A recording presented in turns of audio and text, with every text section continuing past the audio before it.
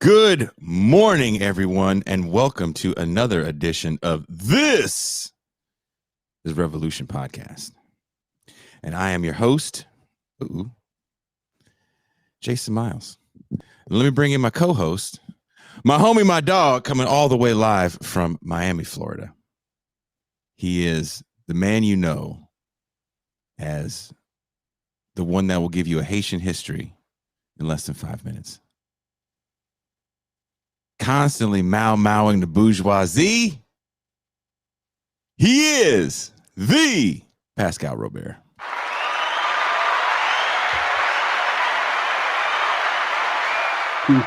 Peace and greetings to the chat. Peace and greetings to the audience. Peace and greetings, Jason Miles. Haitian history in 5 minutes. I don't think I can do it in 5, maybe 20. I think you do. I think they reduced that cut down to like 4 minutes, right? The Majority Report Haitian history, or was it a 20-minute thing?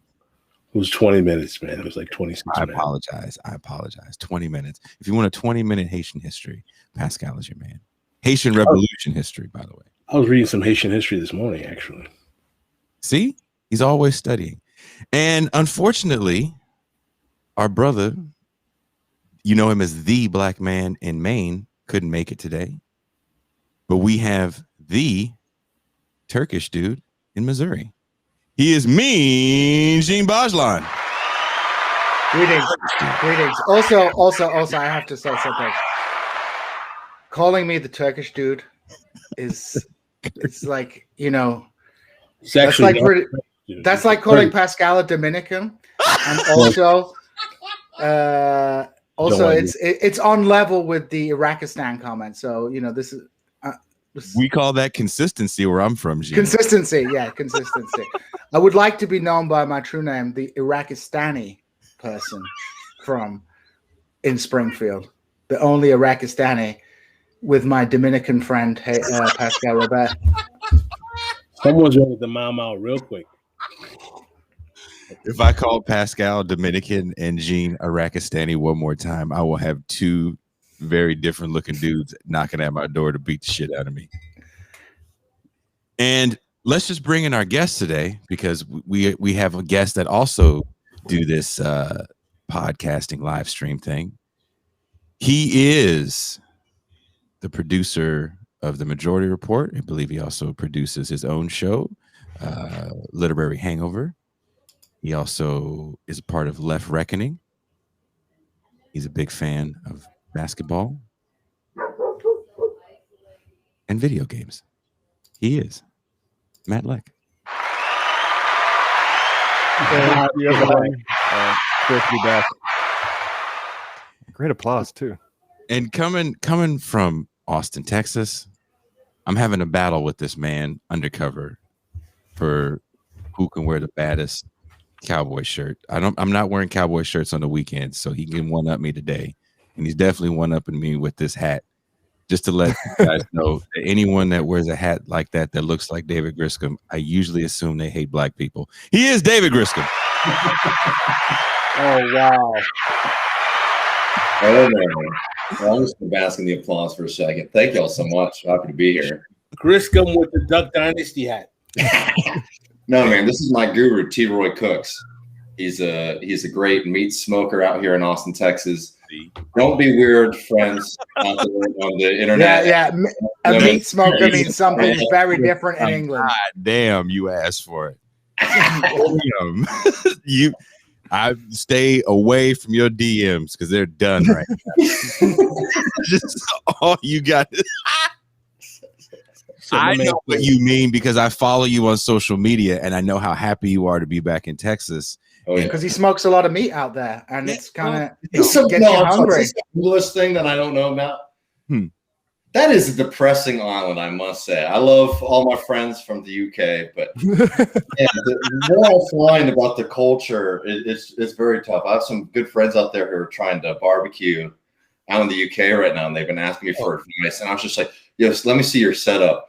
And it's the most busted, nasty, just I don't know. Sad island, man. Well, in Britain, when we say barbecue, we just mean grilling. So we don't. So most British people don't kind of. I didn't understand. I was like, "What's the difference between barbecue and grilling?" But obviously, once I came to America, especially in Missouri, they take their there is a significant difference between just grilling some meat outside, because like people just grill some burgers and sausage and they call it a barbecue. But now, from watching your Instagram, especially, David, and also because of your Instagram, every so often when I go to the bicycle shop, there's a meat smoker shop right next to it, and I go and look in, and I'm like, oh, maybe I'll get one of these days, David, because it looks good. I used to know this history, but barbecue is clearly a Western, like a product of the Americas. But is it actually North America? What's the origin of barbecue? Is it South American, Latin American? I mean, I'm pretty sure. I mean, I don't know about the word per se, but like at least what we do here is very, very American kind of cooking that's been going on for 300 years. I mean, like barbecue is just like people would kill a pig and they cook for a shitload of people. Yeah, because there's a word for it actually in Haiti, but allegedly the story of the barbecue started with what we call, in the French the word is boucanier, or what you would call buccaneers, who were pirates. Wow. Yeah. Well, according to Wikipedia, the origins of the word is from the Arawak people in the Caribbean. Wow. There you go, Pascal. The Dominican wins again. So it's from the Dominican Republic. Oh, here we go. Well, thank you very much. All right. So says the hairy Arab, Gene Boswell. Oh, damn.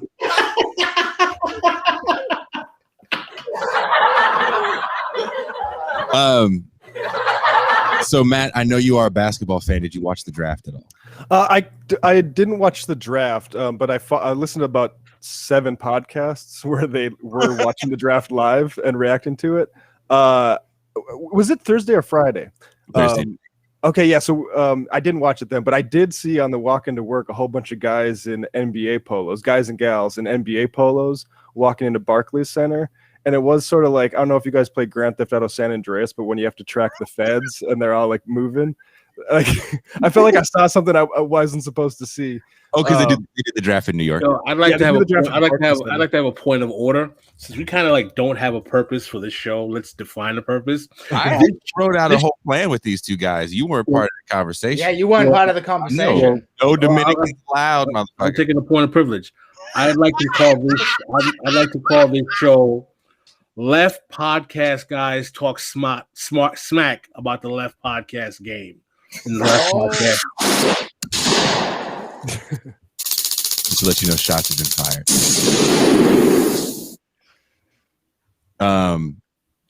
I actually want to ask Matt something. What did you think of Jason dropping his own sound bites in on the majority report? Because I thought that was pretty funny. I thought it was great too, and it's funny because Jason was a little bit apologetic in the DMs afterwards to make sure he didn't kind of overdo it. But but if you know Sam, like that sort of like needling is sort of that's what he loves. So it made a really good impression, and that's why we afraid. He was like, and by the way, never have them two niggas on again. They invited me back. They like me. I don't know. They made sure that like the big one. I'll take the Negro with the glasses. You know, it's funny. Aggressive, but he doesn't come with instruments. I told you what Finkelstein said when I called him. I called him the first time because Norm Finkelstein is like, we had Finkelstein on the show, David and Matt. Norm Finkelstein. It is literally our most popular show. Glenn Greenwald tweeted it out. Amazing. But Finkelstein, who's the homie, man? He's at the point in his life where he gives no fucks, right? I'm gonna say what the fuck I want to say. So when I call him on the phone, he goes, "Call me." Before the show, he goes, "Call me on the phone." I don't do this text thing. The number I gave you is a house number. Like that's how the email reads to me, and that's also how he talks.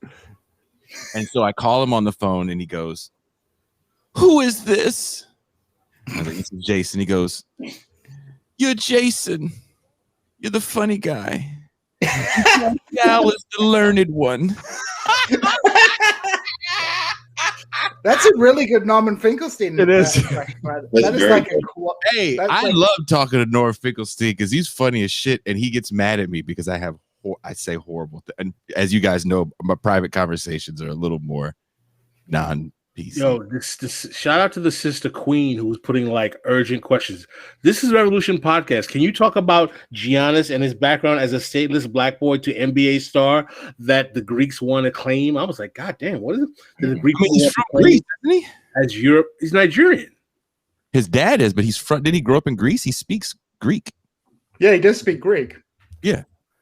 Yeah, although I know Giannis himself was a little bit ambivalent about the Greek Freak nickname because it sort of collapsed that his. I mean, I'm not sure what his history was entirely. I think there's like a Disney Plus movie or something coming out about it, but I know he himself was a little bit ambivalent that it was just like Greek Freak sort of identity, especially because Greece. I think Greece wasn't great regarding his family's. They were poor and homeless and indigent. They were like selling like stuff on the street. Right. Greece has I mean, it's not as bad as some other countries in the Balkans, but there's, some serious racial tensions there, especially obviously, as you might expect, with the mass migration that has been taking place in recent years. Greece is often the first stop through which people come from the Middle East and Africa to Europe. So there's a lot of tensions there and a lot of complaints. And don't forget they had the Golden Dawn phenomenon there for a minute. They did. They shut down the Golden Dawn, though. Like they were, busted for criminality. As a matter of fact, talking about, I mean, listen, I have, Well, where does Giannis's family stay? Are they all in the States now? There's a story about that too that I wish I knew the details about, but Giannis was actually having difficulty getting them into the States, and there was some owner of the Bucks or some higher up in the Bucks had a connection to like the State Department or something and pulled some strings to get his family here. And that's another good story for someone with a little bit more of the details in. But I think I heard that as well. I was very close to calling Coach Will because he has all the inside basketball fucking knowledge, and You should bring Coach Will back on at some point. I like listening to Coach Will. I'm going to bring Coach Will back on when I come back from break, when I can actually sit down with him in real life. We haven't seen each other in real life in probably like 2 years. I was about to say this woman Queen said something. One thing about, I mean, I can't. There's a little history between the Greeks and Haiti that I'll explain at another time. But I don't hate on the Greeks that much. But Greece was literally sinking refugee boats. Yeah, at one point them in the last year, and people were like drowning. The history, by the way, is that under President Boyer of Haiti, we sent ships and resources to Greece to help fight in their independence against the Ottoman Empire. We actually helped the Greece get independent in the 1820s. From we were one of the first countries that recognized Greek independence. Well, the refugee issue in Greece, it's basically a political football between Turkey and Greece. And, the Aegean is the front line. And, Turkey can stop the flow of refugees, but it can open the flow of refugees. And it uses refugees as a way to extort resources from the European Union. And then it acts as the kind of policeman. And when they're mad at the European Union, they're like, suddenly all these people stop playing. But if you remember, there was that picture of that toddler who was dead on the beach a couple of years ago, Alan Kurdi, like a Kurdish refugee from Syria.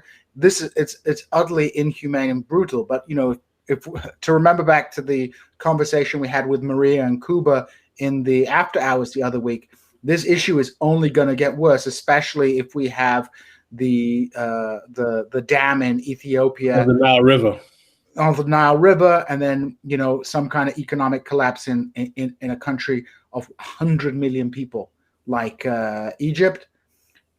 This the inhuman they're going to be sinking. They're going to be sinking a lot more boats. Quite as kept, Gene. Even though I know you're not Turkish, but the Greeks hate the Turks. I mean, like this is like a. Well, you know what the latest thing is? The latest scandal between Greece and Turkey. There are big forest fires taking place in Turkey. And I wanted to talk to you about that, as a matter of fact. Yeah, the forest fires. And one of the reasons Turkey is having problem combating the forest fires is because the AKP administration has kind of gutted the emergency services, so they don't have the equipment. But the Turkish media and figures close to the government are claiming that Greece is funding the Kurdistan Workers' Party to start fires. And this is having a big effect, because yesterday in the city of Konya, basically Turkish vigilantes murdered 7 Kurdish people, including 3 women, in a kind of racial ethnic pogrom. So, Turkey is the AKP's media allies is kind of trying to blame this stuff on basically blame this stuff on Greece cooperating with the Kurds. And it's pretty dark stuff. But I'll stop going on about that and let's get to our guests. I mean, I could listen to Gene talk about this stuff as long as he wants to go. But so, you gentlemen from the Left Reckoning, tell us about the reckoning of the left. I'll let David go because he's the one who came up with that name, which I immediately liked. But go ahead, David. I mean, it was just one of those things. I came up with the name a few years back, just thinking if I ever wanted my own project. And I like the name Left Reckoning because I like the kind of threat it implies, but also, the reckon aspect too, being a kind of like Southern colloquial term. Right. So it's sort of like we're in this moment where we're sort of trying to think our way out of the problems as well, as much as we want to be fighting. To pitch for Left Reckoning for folks who are not familiar. Matt and I both sort of came up with our good friend and comrade and captain, Michael Brooks, and that work. Yeah, hell yeah. Matt's got the shirt on there. And that work was really important to us, both being like, okay, we're going to talk about American politics and how working people can have a better situation, but we're also never going to forget that this is a international struggle. So that's basically the focus of the show is, just trying to link up working people, give them political analysis, and also make sure that everybody knows what's going on all around, because these struggles are really, really connected. And I guess specifically, like the only major difference from what we were doing at TMBS, other than obviously the personnel, with Left Reckoning is just sort of embracing, where Matt and I are from. Like I'm from Texas, Matt's from North Dakota, and making this point that, you don't have to be this kind of New York or LA cosmopolitan, individual to be very worried about what's happening in Peru and Bolivia.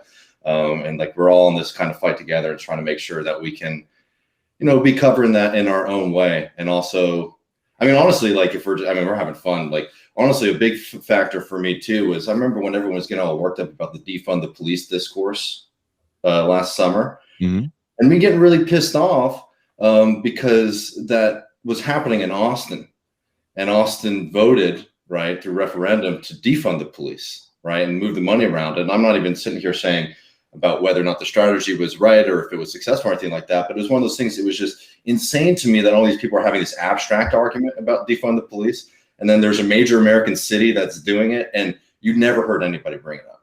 And it was just a realization to me that there's a lot of things happening in this country too that leftists, and specifically like left podcasts, just miss because they're all in Los Angeles or in New York City. Now, what's really interesting, though, I didn't mean to cut you off, Jason, but shout out to Janice Graham. Janice Graham's probably like, why are all these white people on this show right now? I know Janice well enough to know that it's her first reaction is like, where are the black people? I like this podcast with the black people. Where are the white people? Does Janice Graham count me as a person of color because of my? She's trying to figure out. She doesn't know yet. I think she's going to have to figure out what your nightly dinner routine is before she kind of decides whether or not you're a person of color. Well, it's rice and kebab, so. Yeah, it's all right. She might say, well, is he Kurdish, Arab? What's the difference here? What is the pull him over? But the thing that's interesting to me about you guys and about Left Reckoning, right? And you guys just stated that, but it's going to go over people's heads. Like, you guys come from a straight, like, redneck, cracker, peckerwood country, basically. Yeah. And you guys have left politics, right? And like, what's interesting to me about Left Reckoning and the both of you is that, you guys have intimate connection with Trump country and Trump people. I'm sure you know Trump people. I'm sure you may have Trump people in your family. And what I'd like to know for our audience, right, before we get into like deeper questions about like not only like your racial politics in America, but like what exactly was the radicalizing point for you guys coming out of straight up like redneck peckerwood cracker country and like developing like a left politics? I'll start, I guess. My parents were never put up a yard sign for politics until after 9/11, and they put it up for 2004 in Bush. But I would say like they were probably generally like sort of Catholic conservative-y. I think you see the start, especially not in my family, but in relatives, you see a lot of anti-abortion politics being like, that's the question. And once that's answered, we're going to just vote for Republican for as long as, you know, we live. But like in my own family, my parents aren't super political. So but I do remember like around the time of Bush and Gore, I remember getting in an argument with a kid in class because he said that he would vote for Gore if he could vote. And I'm like, you're just doing that because your parents would vote for Gore. And I realized like after a few weeks that I was probably leaning Bush for that similar way, just knowing nothing about it. It's just like this sort of tribal thing, right? I would say the thing that radicalized me was, as lame as it sounds, or not as lame as it sounds, but it's probably common for people of my age, is the Iraq War. Comedy Central, like the Colbert and Jon Stewart stuff. But I also have been a big radio fan for as long as I could like buy a little AM FM radio.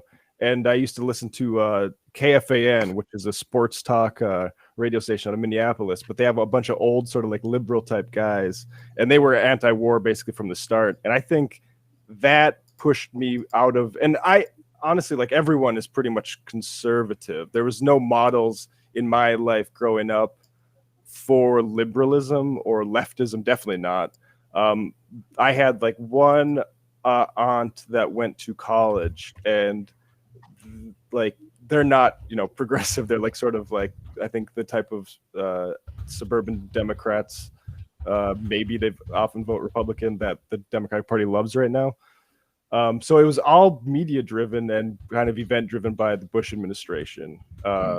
And I don't know. And I guess I started reading like Marx in college because of the financial crisis and stuff. And also, you know, I was Obama supporter in 2008, but was, you know, fluent enough in what the criticism was of what he was doing to sort of be pushed along a more left trajectory at that point. Did you go to school up north in North Dakota? Yeah, I went to, no, not North Dakota State. I went to Minnesota State University, Moorhead, which is right across. Moorhead. Yeah, right outside Fargo. Yeah. Yep, exactly. Because I wanted to leave the state, but not very far, I guess. So I basically lived in Fargo for most of the years I went there. It's a hip happening town. I like it. I don't have a whole lot of cause to go back because like everybody that I met in college there is also scattered to the winds. But it was a fun little town. I like the winters. Cold as shit, and you know New York is cold, but it's not North Dakota. I like that North Dakota cold. New York, it's like it plays with being cold, but it never really gets there. I remember coming back home from California after being in North Dakota during the winter, and it was like 60 here. And I had on like shorts. I was like, hot. How do you guys live in this heat?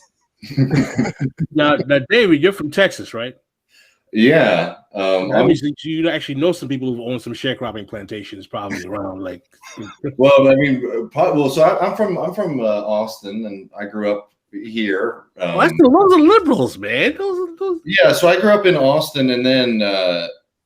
But just to say, like my life story is like I'm like come from a very working class family, and I would also like highlight the poverty too, you know, feeling housing insecurity, homelessness, all that kind of stuff. And I grew up in Austin, and you know, obviously it was an incredible place to be a young kid. But my family ended up moving to South Carolina when I was younger, and I grew up in like Loris, North Myrtle Beach.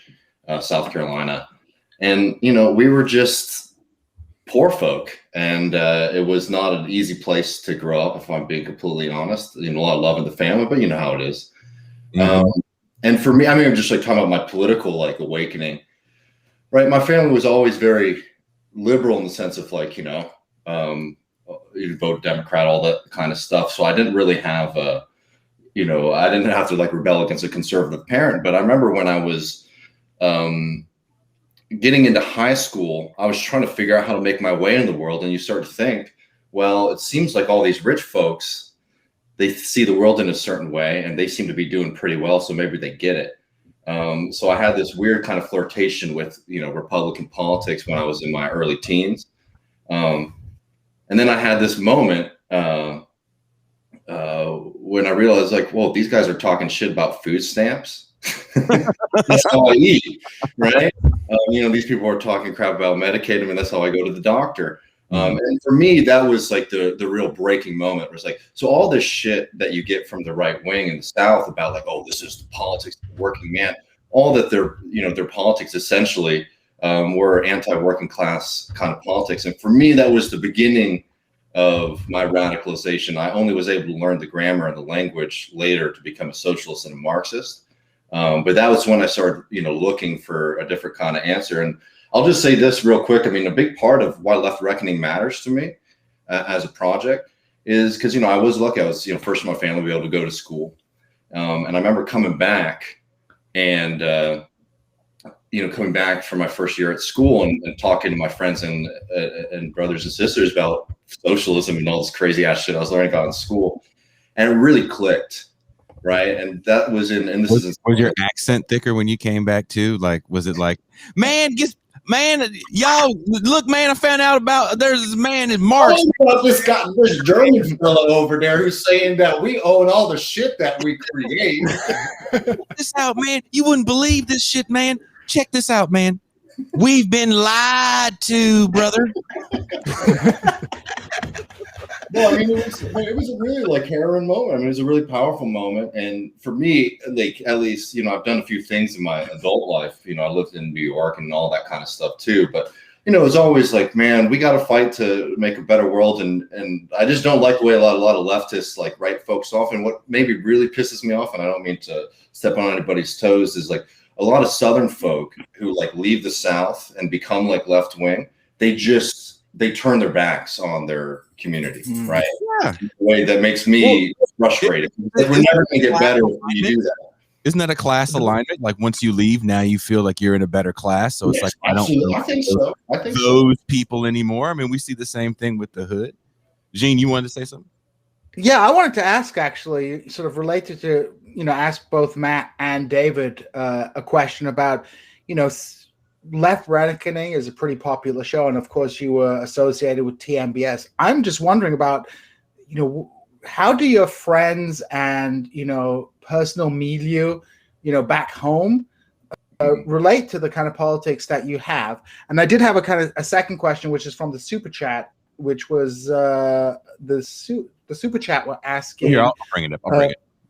Bringing it up, yeah. Did you guys see this question? I wanted to have you guys address this directly because it pretty much was directed at you guys. Can poor white folks afford to be quote unquote white any longer as a result of deindustrialization and capital consolidation? And I'll let you guys address that. Let you go, Dad. Okay. Yeah. I think the answer is no, right? I mean, one of the greatest tricks, especially in the South, is making white working people feel like they have a difference from their neighbors. And like South Carolina, for me, where I grew up was, I did not have this kind of like growing up in like, oh, I live in like the white neighborhood. I grew up in the mixed neighborhood because we were poor. So that kind of division that a lot of folks is sort of pumped into you by schooling and like the culture there. You realize is extremely harmful because you realize you have a hell of a lot more in common with your neighbor and the people you're hanging out with all the time than the rich assholes who live on the golf course. And the question about deindustrialization, it's like there really is no choice for socialists to really, especially in the South, to really start hammering this home and breaking that power, because it's very politically powerful still, right? Like whites still vote Republican and shit like that. But if you want to break it, we have to do something different. And this is the thing that gets me really worked up, though, is that we have to do it in a socialist way. We have to do it in a working class way, because what so many people try to do is like, oh, well, let's just vote for like the lawyer Democrat, right? Who like ain't going to do shit for you, doesn't respect you. And like that's not a very enticing way to change people's political and worldview perspective, right? It's just like, oh, let's just get the the rich guy from Colombia or wherever the hell into office and things are going to change, because they're not. We have to do something. It's harder, but we have to do that kind of organic politics. And I'll just say, like, I can't speak for North Dakota, but when it comes to those barriers, like racial barriers, at least for working class people, especially in South Carolina, I mean, like those working class neighborhoods are extremely diverse. And I think most people have a kind of general common sense about those things that I think you can speak to. And I think that the kind of image that people have of what working class communities are like in the South might be a little mistaken, is all. Yeah, I don't have much to say beyond that, but I think you're right about that. Like, I think the people who can afford to be white are the people who have extra money, typically, because of exactly the reason you're stating. Like, in North Dakota, I mean, not very diverse except for extremely segregated along, native versus settler lines, basically. Yeah. And I mean, that's a. I don't really know how to. I like. Can they afford to be white? It's like in North Dakota, like unfortunately, like I don't know. I have a very pessimistic view of what happened after Dakota Access Pipeline, and a lot of reactions, and just like kind of the awful like sharing of, like, you would have thought that there was just mass violence by protesters there instead of what really happened, which is a Fed planted a gun on somebody and they got arrested, right? Like, and so I don't know if they can afford to be white, but I think unless there's some kind of intervention, a lot of people there are going to be white. But as far as like the poor folks, I think David's exactly right. Like they often have way more interaction with native people in North Dakota too, than people that are in nicer neighborhoods that are distance away from, say, a trailer park. They don't have any non-white people in their neighborhood at all. Yeah, we have a super chat that we have to address. We have to address this as a whole, and I want to say shout out to Sean Moon for the very nice super chat. Thank you, Sean. Eugene Debs was from Indiana.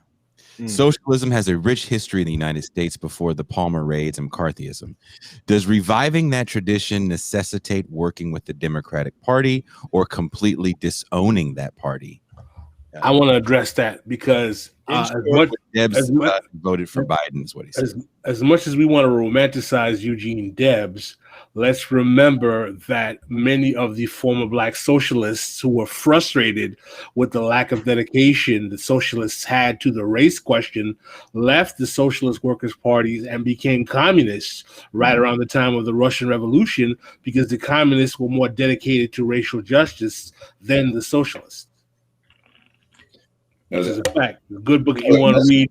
The Cry was Unity, African American Communists from 1917 to 1934, really documents that history with people like Cyril Briggs, the African Black Brotherhood, and how many we do have a history of great Black socialists like Hubert Harrison, A. Philip Randolph, but also let's make it clear that many Black radicals in the early 20th century were innately more attracted to the communists who were more radical than the socialists, because they felt that Debs and many of the socialists were not serious about the question of racism, and it made them join the Communist Party for that reason.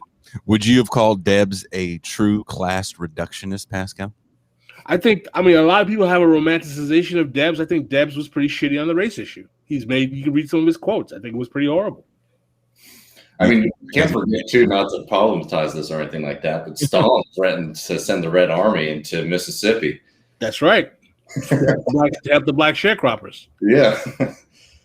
I mean, the common term, like, we always get this kind of ridiculous Jordan Peterson anti-communist, blather from these morons and their Negro sock puppets. But the reality, the fact is that under the common term, and during the 30s and 40s, there was no community, there was no organization, and no movement of white people in this country more dedicated to Black liberation than the Communist Party. And that's a fact. So we had a interview with Megan Day at Jacobin on our channel on Commonwealth College in Arkansas. In Arkansas, yeah, which is a fascinating history, right? Because you actually see this tension between the Socialist Party and the Communists sort of play out generationally. So this college was the idea of it was that this was going to be a college for working class people and to train militants and to educate and arm the working class with knowledge. But it's interesting because the Socialist, the more Debsian version of it, was much more like holistic, right? Like we're going to read the classics and sort of think about things. I mean, don't get me wrong, it was class struggle, revolution, that kind of stuff. But then you see that shift with in the 30s with the communists and the old Debsian kind of socialists.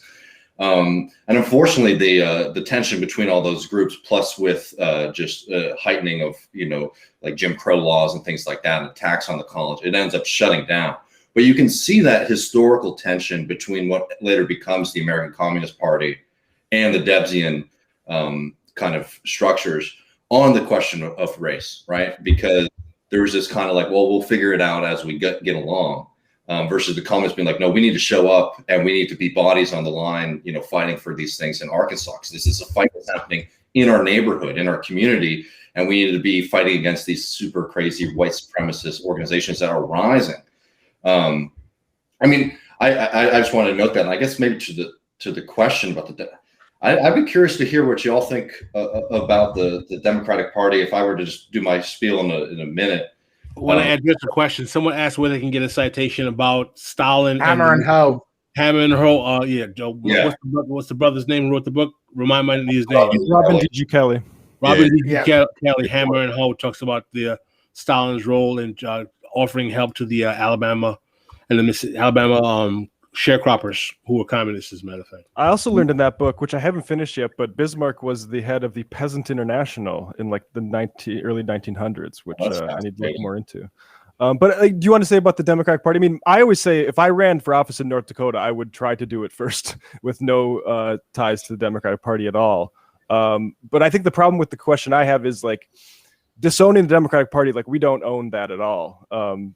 To a certain extent, like they have ownership over progressive politics and left politics. I think the idea we need to get out from under them, and how to do that, I think is like that's the $1 trillion question. I think that we should stop caring about the Democratic Party, the Green Party, the Labor Party, or the left, and start worrying about organizing working class and poor people. Yeah. I mean, having an understanding of power. I mean, what I'm saying is that I think that we can decide how to confront all of those various tools of the ruling class when we have a strategy of mass mobilization and organization and disciplining our people about our politics. Well, let me ask this question to the panel. Do you feel that there is too much of a fear of infiltration? For movement? Like, I feel like people are too scared to do anything because they're like, oh, well, COINTELPRO. Well, I don't think the American left needs, the state doesn't need to do COINTELPRO. The left will do it to itself because, one of the tendencies I've noticed in the post-Bernie era is because of, Bernie gave people some kind of like hope that there was a chance of progressive change. There was a project that people from a variety of different political wings on the left could at least mobilize, whether it was enthusiastic endorsement or whether it was tactical endorsement. There was a project. Now we're in a period of frankly, the degeneration of the left into sectarianism and factionalism, because there doesn't seem to be a project to rally around in which there is any kind of like even medium-term chance of success. And to the point of the Democratic Party, the way I view the Democratic Party is it's not like a political party in other parts of the world. The Democratic and Republican Party have far more powerful institutional and legal control on access to the ballot than political parties in Britain, France. In Britain, our 2.5 party system is maintained by the first past the post electoral system. In America, the 2-party system is maintained by the way in which the ballot is organized in the United States, which makes it difficult so I don't have a problem with people on the left running as Democrats. But I don't think we should be I care about the candidate. So if there's a Democratic Party candidate that I think is going to be have a positive role within parliamentary politics, I would support them. But I don't think we have to support every single Democratic candidate. And I do think there is some utility to doing what the Republicans do, which is take your bat and ball home and let some center, there's no way anyone should be sold on let's back Kirsten Sinema because there could be a Republican. I was no, let's throw Kirsten Sinema to the dogs and let her rot. And if the Democrats lose their Senate majority, so be it. But we can't afford to have people like that. We should be willing to metaphorically take out Democrats and not fall into vote. I have friends here. Sorry, Jason, you were going to say. No, please go ahead. No, go ahead. No, I have friends here in Texas in labor, right? And they were doing really incredible work of organizing labor here. And they make this point. They made this point to me privately about the Democrats, which is coming from AFL-CIO stuff, when they're really trying to build a militant base here. And you have that, in Texas, we need a militant base of labor. There's no doubt. If you want change, I think we need that. Because I'm telling you, the worst situation that could happen, I think, in Texas is if it just becomes a kind of wishy-washy, Democrat-controlled state. Because what that means is it cements the power of centrist Democrats even longer. I think that the potential of just overrunning the Republicans in this state with a kind of radical left labor movement, there's an opportunity for it. Anyways, what I'm saying is that when I talk to my labor friends, they sometimes ask why the hell are we endorsing Democrats who are going to lose in every election, who do stuff, all of this kind of anti-gun stuff that, I'm sorry, it's just dead on arrival here, with everybody for the most part. What are we getting from that? And, and they're not obviously saying that, we should start endorsing Republicans, but it's just I'm not seeing by engaging with this party that we're getting benefit for our people. And I think the bigger damage, and sort of what Gene was hitting at, is conflating a left labor movement or a left socialist movement with the Democratic Party is extremely dangerous. I'm not one of these people, though, who gets super holy about these questions. I think Pascal was saying it right early on, right? It's what we need to be doing is organizing our people, right? Organizing our power. I think sometimes people get too, and I understand why you're sitting around, you're thinking about these things, right? But they get too worked up about that kind of label thing, or what's the big strategy? And it's I'm sorry, I hate to be simplistic on this, but if we don't organize ourselves, we're always going to lose. And if I could just give a quick example of this, because I think sometimes for Americans it's worth understanding that there are other countries where the kind of left or center left coalitions come into power and they're not able to do what they say they want to do. Yep. Syriza is a great example of this in Greece. Mm-hmm. Syriza was the coalition of the radical left, and they came up with an incredible electoral strategy built on the problems of neoliberal capitalism and the European Union. They get swept into power, and then they're in power, and what happens? Nothing. And the point here is not that electoral politics doesn't work, but the problem is that the relationship to the base, the relationship to the working class was so hollow, right? For people who are familiar with the history, will probably know that there was this big vote on whether or not to accept another round of austerity, EU dictated austerity. And the people said, vote no, and Syriza accepted it, right? And I don't want to get into that tactical moment right there, but that's a big division between the party and the people. But another example, I think, is something that Leo Panich makes, who was a really incredible social strategist who passed away last year. He makes this really great point about Syriza trying to do the good stuff, the radical stuff. And they have this idea that basically they should turn public schools in Greece into working class centers, right? So basically after the schooling day, have this be a place where working people can come together, strategize and organize, right? Which sounds great, right? That's the kind of thing that we want to be doing. But there is a practical question there. when the education minister started proposing that, they didn't have people to call. They were unable to do that kind of, like, even though they had state power, they were unable to sort of like get the people to show up and do the kind of things that you would want them to be doing in that kind of situation, because there was this kind of fixation like, oh, if we just get the right electoral strategy and win, you know, that's going to mean victory for us. And I'm sorry, it sucks, but socialist politics is much harder than just winning elections, because you can have state power and still not want to do what we want to do. Because remember, we're materialists, we're Marxists. So we understand that, oh, there's political power, but there's a lot of power that's not necessarily controlled by the levers of the government. And that's private property power. That's power of the big bourgeois, right? Again, that's like, I don't mean to make people hopeless. I just want to make people recognize that, like, the fight is so deep that we're going to do the right electoral strategy can be a huge mistake. Say it again for the people. Say it again for the people. I wanted to ask this question in the back. I want to ask this question for everybody as well.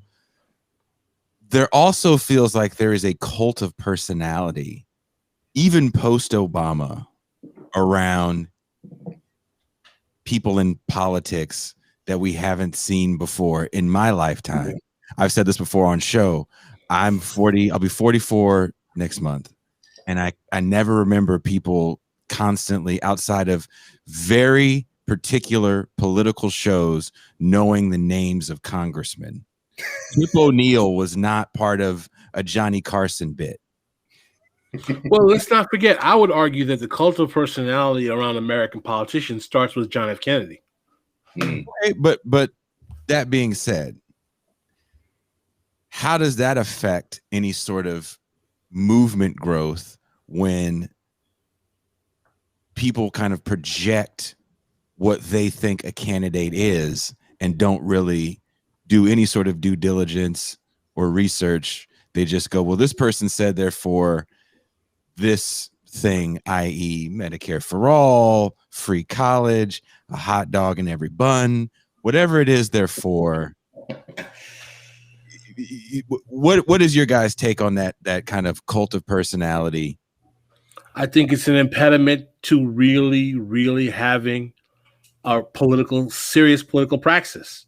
I think that what ends up happening is that when we get wrapped up into the personality of politicians, we end up basically like choosing baseball cards that we like or teams that we like, and be like, oh, you're talking bad about my team. Don't how dare you? Like, this is my team. I love my team. And it becomes really kind of like this pedantic, immature, childish, nonsensical, ridiculous exhibition. And what none of us want to admit, frankly, no matter how much we love our favorite Democratic socialists in Congress, frankly, they have a bigger and tighter allegiance to Nancy Pelosi than any of us. And that's a fact. Yeah, I mean, I wonder, Marjorie Taylor Greene is the #1 fundraiser for the Republicans, and AOC is a massive fundraiser for the Democrats. And I wonder, like, to the extent that she's tolerated, or like, I mean, I don't think she's just tolerated. I think she's also like Pascal said, but if she wasn't bringing in a whole lot of money, would she be suffered to make stances that she does make? I don't know. I think that the cult of personality is really driven to this need to fundraise for candidates. And people remember, that's like the Democratic Party's game.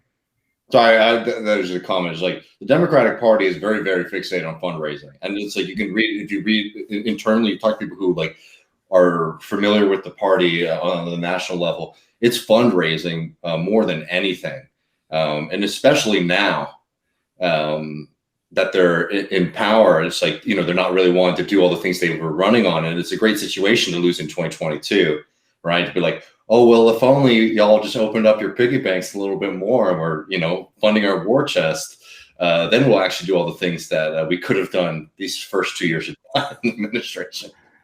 Yeah, Marcus from the left flank is here in the chat, and he said that's what got Pelosi her position, fundraising. I think when we talk about fundraising and when we talk about power, Georgia, I mean, like, I'm sorry, like Beto in Texas, like there's all these people who are like in the opposition too, who are very precious to the party, and people talk about them as if they're like, the way forward. It's like, well, these people are losing their elections, but they're really great at raising money for the party. I think that people, to the basic question, what is the relationship of the left or socialist to the Democratic Party?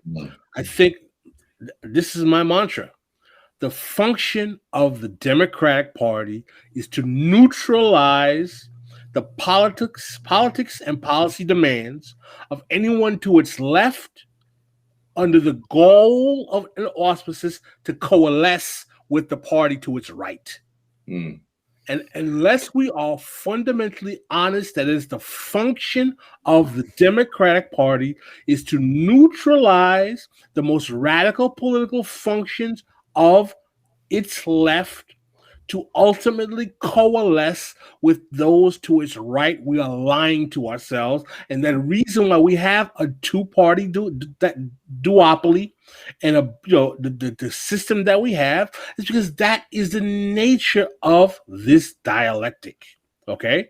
So if we agree, hold on, let me finish. If we agree that the purpose of the Democratic Party is to neutralize the politics to its left, to coalesce and collapse to the politics of its right, then we realize that the purpose of the Democratic Party is not for us to take it over, but is to fight the Democratic Party, even if we have our own people in the Democratic Party, to force the Democratic Party to our politics to its left. So in other words, we have to develop a politics, and I'm not opposed to electoralism. I'm not one of these people who believes that I do believe in the good old tried and true saying, inside game, outside game. I understand the value of that. We need movements, and we need politicians that we have fiduciary capacity to pressure on our demands.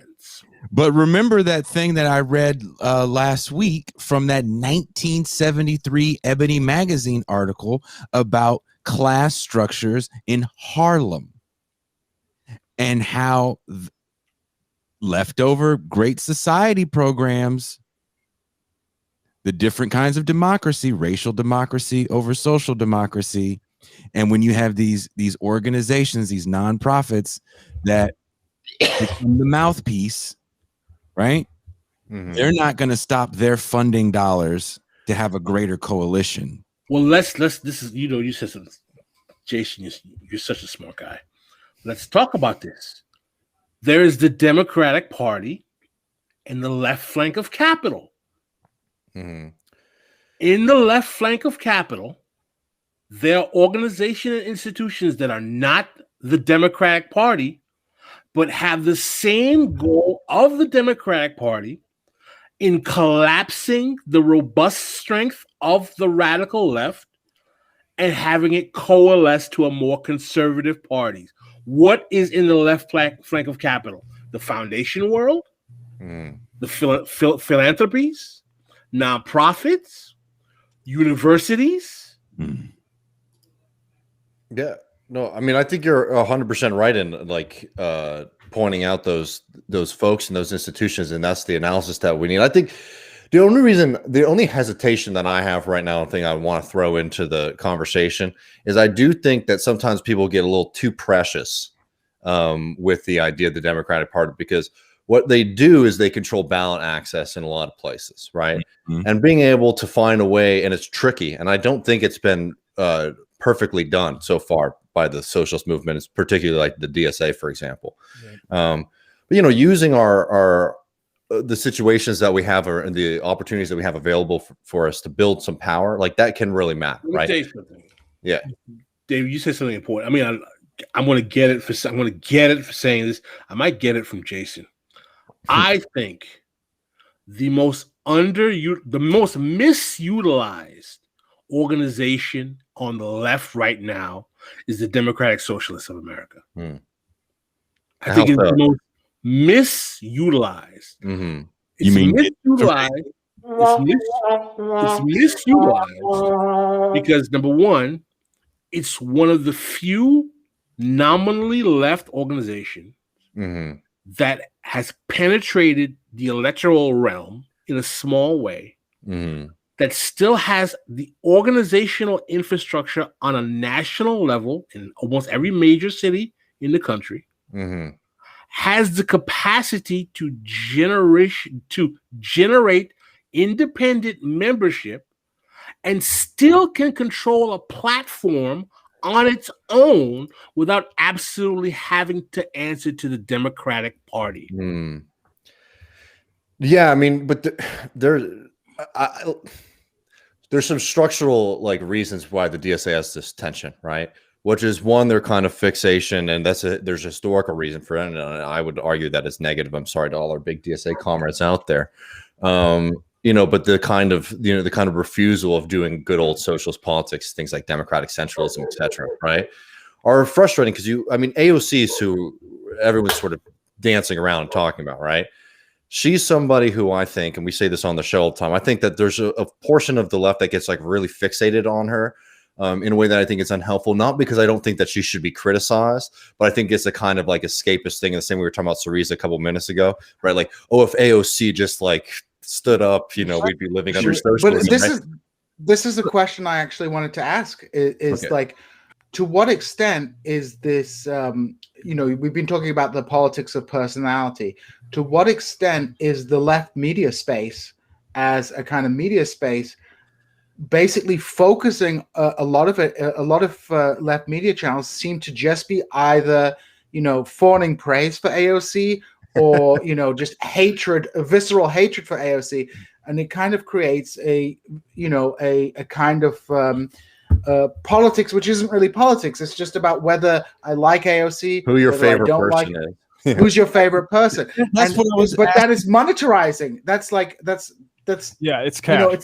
But that's what I was asking originally, Jean, is like, how do we fight this kind of cult of personality where you have this person in AOC or the squad who I always bring this up. They are a creation of the media. Yeah. They didn't all put their hands in like Avengers. S.H.I.E.L.D. didn't come in with Sam Jackson and say, hey, I got a plan for you broads. None of that shit happened. So they took that shit and ran with it. And of course, the Trump campaign took that shit and ran with it. And now it's like this point of contention where people are like, well, fuck these people. I'm like, that's not even your congressperson. And people are attacking Nina Turner as well. Like, people are just making their bones on fighting Nina Turner, which I don't see how that's particularly helpful. I've been trying to find. I'm telling you, like, can I just say what we do on Left Reckoning on this question? Because I think about a lot, and like we learned a lot from Michael, who is really good at having quality interventions with these kind of things, right? Because there's a lot of personalities in the left media space, and people like to be right, and I get that, I really do. But what we try to do with the show is talk about these things in a way where it's like, Matt and I very rarely even talk about AOC. Or even Ilhan or anybody like that. And when we do from time to time, and jump in, Matt. I don't want to speak for both. We just said like we recently talked about, and we came at her too. Exactly, that's what I'm saying. It's the most recent times we did that come to my mind is her Cuba stuff, and that we had the talk with Ben Spielberg this week about how, while I think the fraud squad stuff is a bit unproductive, like these people actually absolutely need to figure out how to grow a backbone and affect these sort of like legislative fights if they're going to like come back to people for their efforts in the future. Yeah, and I just want to make this really clear too, because like what we do more often than talking about AOC or bringing in any of these names in, because it gets people riled up and they know what side of the room to go to, right? And it's a searchable term. Oh, it's super. I mean, I'm sorry, y'all do a show too. You know what you can be doing to juice your numbers. But like, what we try to do whenever these things seem to be like frothing up to the discourse, so that's what everybody's talking about, we try to remind people about like, okay, here's what the parties are, here's what Congress can do, here are like the levers of power, here are the struggles that are actually happening. So we're not doing this kind of like, we're running interference for like the squad, because I think that a lot of the stuff that they do is contemptible and they need to be criticized for it. But what frustrates me about a lot of the criticism that you get of them is this kind of also false notion that we're just moments away from liberation. If only they did, what they were supposed to do, right? And I think that is more of a frustrating mistake that I think is becoming really prevalent right now. Because I understand the anger and the frustration that people have with them. And personally, I agree with a fair amount of it. But I don't think it's worthwhile if you're doing this kind of stuff to sell people false hope or false solutions, right? Because it's not just that it's not coming from them because they don't have the disposition to do it. It's not coming from them because they have no relation with the working class. I mean, Bernie opened up the hood a little bit towards the end of his 2020 presidential run when he started to say, if we want to do Medicare for all, we need to have mass mobilization in the streets, right? Which I will say is probably a little too late. At that point, if he were to come into power, like we didn't have those organizations in the first place. But that is 100% the kind of way that people need to be thinking about getting any of these things done. And if you get fixated on like, okay, well, if we just had this or that, we'd be, we'd be living in communism or something like that, or even having Medicare for all. I think that's incorrect. Is there a lot of stuff that they can be doing that they're not? Absolutely. And we talk about that on the show a lot too. But I think, I don't know, what we're sort of talking about, the conversations and the freakouts, I just think are misdirected in the sense that like, it also like just wouldn't even matter if they were just being good socialists. I honestly don't. I don't think it's misdirection. I think there are people in the media sphere who just think of it as a way to monetize and turn political discourse not into political education, as Pascal talks about, but into political entertainment. The political cinematic universe. I mean, look, even worse than that, right? I think that the people in the left media sphere, and we're all in the left media sphere, who focus on that discourse, and we don't cover that ridiculous inside baseball. What is AOC wearing today? What kind of sneakers is she wearing? Nonsense at all on our show. But with the people who do that kind of chatter, and the people who are even worse, the people who cover the chatter of the people who do that chatter and comment on the chatter. There's a level to this. They're all like the left media that talk about the politicians, and there's a whole nother left media about people who talk about what the left media is saying to each other about the politicians. Like we have that now. It's like hip hop. It's like the beef is more interesting than the music, and that's how bad it is. Let me make this point. Okay. This is a product of the fact, not to address, we don't have a left in America. We have leftists, all right? Or people who believe they're leftists. Okay? We don't have a left. And I would argue that unless you can't have a left unless you have a movement. And we haven't had a real movement in over 50 years. Okay? Every time before the 1960s that we had a left in America, tell me one time that left was not attached to a movement. I mean, that's the thing. Like we all know Shahid, right? We all know Shahid Buttar. I actually did some work with the campaign. I would call him a friend. Shout out to Paul Prescott in the chat. Shout out, Paul. Speaking of cats running for office. Oh, I'm sorry, Jason. Can I just say something to our chat? Because we're cross streaming, and I just realized people have been sending us chats and questions. Read a super chat. We're not answering questions on the Left Reckoning channel. I appreciate them all. Send them to our email, and we'll get to them in the future or something. If you want to address them on the show, please feel free to be like, just send me a message in private chat. Yeah. Actually, we're recording a think tank right after this, so we'll just maybe bundle up those and use those for our own show. I figured this was a great idea. Like we could actually simulcast both. Oh no, I love it. I just realized that people have been, want to interact. Go ahead. I didn't mean to interrupt the flow of the conversation. No, but we all know Shahid and Michael Brooks said this in a video ad that we're both in. That he's not just running against the Republican Party, or he's running against the entire Democratic establishment. That entire Democratic establishment was so powerful that there was a media blackout. Just because you saw Shahid on like Useful Idiots doesn't mean shit. It was very hard for him to raise money.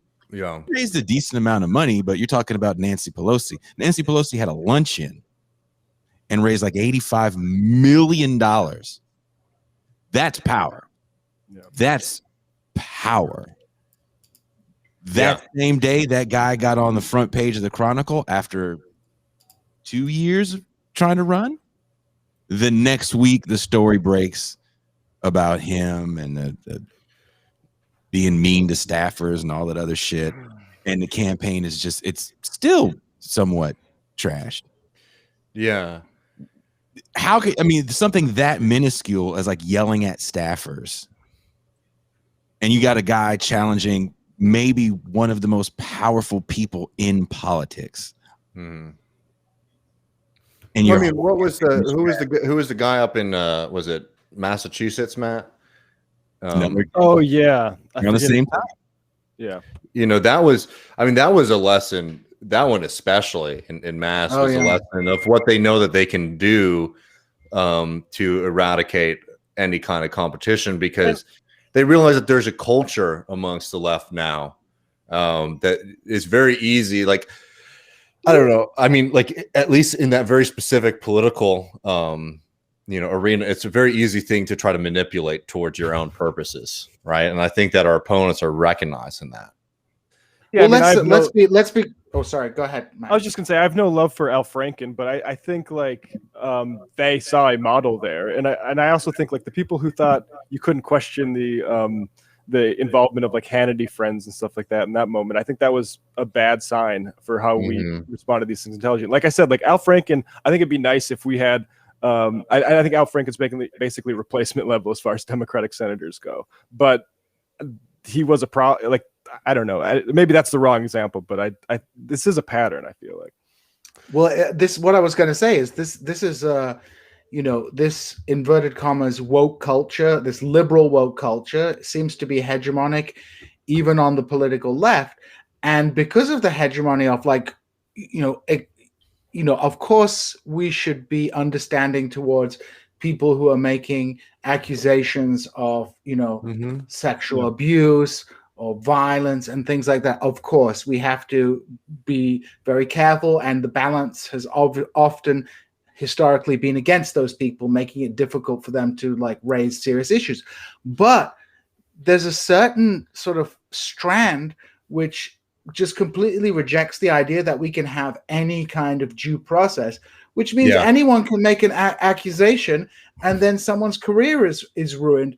And that is the fact that that kind of culture is penetrating the left means it doesn't take much for Democratic Party operatives to cause all kinds of dissensions. It reminds me of the Julian Assange thing. But like, I just wanted to note this, because Democratic Party operatives swim in the same waters as a lot of left-wing folks, and they're funded by the same people.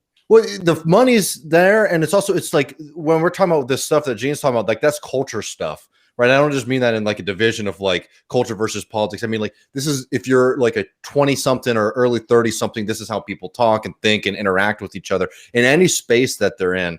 And it is notable how much permeation of these two groups are, like, Democratic Party operatives, big believers of the Democratic Party, and socialists.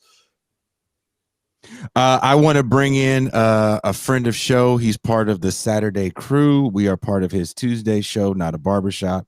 You guys may know him as the Black Man in Maine. We just know him as Marcus from the Left Flank Vets. Whoa, hey, Marcus. Yo. What? Marcus? I thought you were on hiatus. For 5 heartbeats. Well, so there's a lot of stuff that so I'm moving next week, and there's a lot of stuff I'm trying to get done. I actually canceled a show yesterday that allowed me to, that's why I jumped into the chat to see what was going on, and I was like, oh shit, left breaking. So Marcus, now that you're here, but say your piece, but then I need you to address this super chat, okay? Okay. Real quick, all I wanted to say is like, Matt Lech, thank you for the raids that you give me. Thank you. When you send them from the majority report, we appreciate all the support. All right, let's get this super chat. We get so many people watching. Shout out to Janice Graham. She's like, thank God it's Marcus, another black guy. Oh God. I want to add to Marcus's shout to Matt. Thank you again for bringing all those people to watch 3 angry black dudes on Twitch. Oh, it cost me nothing, and I think you guys do such a great job on that show. So I think that's a great place for the MR audience to land after our apologetics. Oh, it's Matt Lech who sends the angry Pascal shit sometimes. Matt Lech is the one who sends the majority report to raid. This is not a barbershop. By the way, you know Janice Graham wants us to do a "This is not a barbershop" show. Word, real quick, Marcus. And Matt, for y'all motherfucker, you young cats. So LeBron has a show. It's like a barbershop show. And my girl last night at like midnight was watching that shit. And I was like, what is this? It's just rich niggas bitching about being rich niggas. It should be called Rich Niggas. And that, I mean, honestly, in my head, This Is Not a Barbershop is the antithesis. Like, it's like for me, it's like the Black View. It's like, oh my God, nah, man. Well, that's but that's the thing. It's like, but honestly, when we come in there, it's just like we give our takes on whatever the hell's going on. We talk about whatever is like literally. I mean, Jason will have a bug up his ass over something that happened like in his neighborhood, and like that's what the show is about. The youth firing off fireworks. So. I mean, yelling at little kids with no shoes on. Damn near came out of my drawers. What the hell is wrong with y'all? Miss Johnson's grass looks good. Staley's grass looks good. We got a super chat from Sean. He addressed this with Taft-Hartley in place. Are massive Wildcat strikes the only possible leverage average Americans can exercise today? It looks like the PRO-ACT charade was just another example of what Pascal was describing. Oh man, hold on. I can't get it all on the screen. Describing emasculating and co-opting workers. Damn. Sean, you really angry today. I mean, I appreciate I like the massive Wildcat strikes. If we can throw in a little bit of Mowing during the Wildcat strikes, I'll be like, yo, this is a party. Now, David and Matt, can I give a shout out to a strike, a Wildcat strike that's taking place in Springfield? Yeah. There's the workers at the Avery restaurant have been going on strike because Avery is like a fancy restaurant downtown in Springfield. And they've gone on strike. They've just like gone on strike, and they're in a strong position, guys, because the labor market is tight. So they want to get paid like a living wage because it's not cheap. So I have a lot of respect for the guys at the Avery who have the servers at the Avery who have said enough is enough and have walked out on work. So good on those guys. And to what Sean's saying, I was like, I think now if you're going to do Wildcat strikes, now's the time while the labor market's tight. And I know Matt and David have had people on from the Alabama. What is it called? Warrior Labor Report. Yes. Yeah. Oh yeah. The Valley Labor Report. I mean, that's so exciting, and I'm sure people who are listening are familiar. I mean, this strike has been going on there with over 1,000 coal workers in Alabama, 4 months deep, and they did something I love so much. Maybe it's just, I mean, I had a lot of great friends in New York. Don't get me wrong, but I was very ready to leave that place. And I love that these boys, they got on a bus and they drove up to Black Rock Capitol, and they were protesting outside of Black Rock because Black Rock controls the ownership of the mine. And I love that just as an action, but also it cuts right to the truth of the matter, which is that, Capitol has this advantage that it can sometimes seem ethereal, right? It's like, oh, well, this is just the machinations of the system. This is numbers on a spreadsheet. We can't do much, right?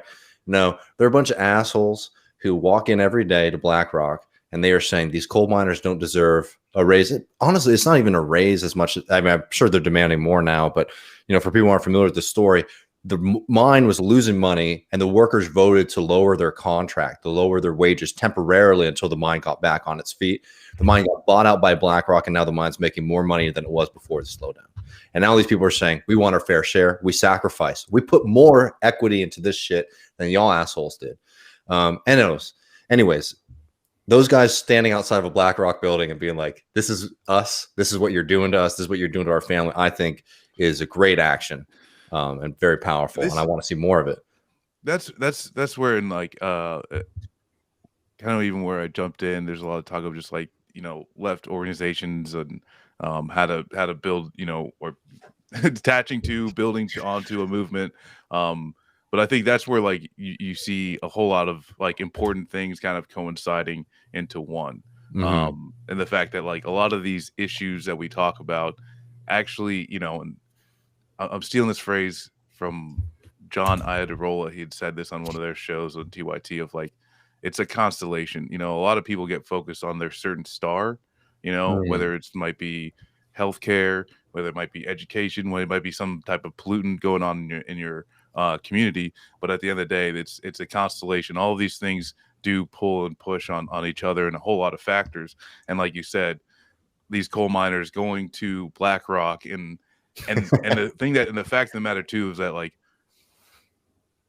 if there is that's where I think having a more educated and organized left that could actually pierce through and really make something happen is tying the housing crisis also to BlackRock. And now you're starting to overlap some of these issues. And it's like, there's literally not one of these big corporations or that are destroying us that you couldn't do that to. You wouldn't be able to overlap a bunch of different issues and get a different constituencies or communities actually working in congruency to fight against like the people who are directly at fault. Well, let's talk about the current political moment, right? There's an 800-pound gorilla in the room. It may not be 800 pounds. Maybe it's just got here, baby. Maybe it's 300 pounds. The gorilla. I'm working on it. The gorilla in the room is that out of the fear of the specter of Trumpism, the Democratic Party has cajoled all of its members, including the squad, to engage in a united front with Biden to protect his administration from the perception of failure in order to ensure that Trump and the right cannot score points against the Democratic coalition. If you don't know what's been happening, you know now, because it is. If you don't believe it's been happening, all you got to do is watch Bernie Sanders on being interviewed by Crystal Ball. Ooh, did you see that, Matt? Bernie Sanders say it himself. Right. I agree 100% that with you, Pascal. One of the beauties of Trumpism is it's a brilliant mobilization tool for the Democratic Party. We often the mainstream media focuses on Trump and his phenomenal ability to get Republicans or Republican adjacent people out to vote, which is true. But one thing, and I tell this to conservatives around here who don't believe Biden won the election. I say, look, you like Trump because he triggers the libs. But what happens when you trigger the libs? They turn out to vote, right? That's what. So the Democratic Party, just like the MSNBC, yes, Trump is scary to them on some level, but he's also a moneymaker and also a key mobilization tool.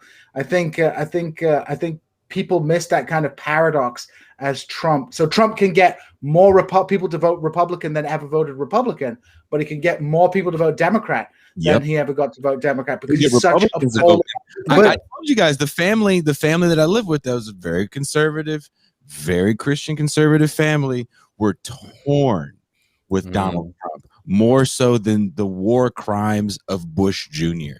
Donald Trump really put them at a point where it's like, you know what? Maybe we shouldn't be watching all this Fox News.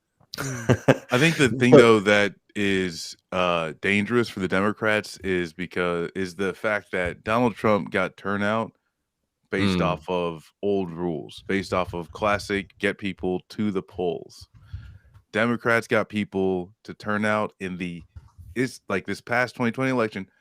That was the easiest way or easiest voting that's ever existed in American history. The populace had the easiest way to vote than ever before.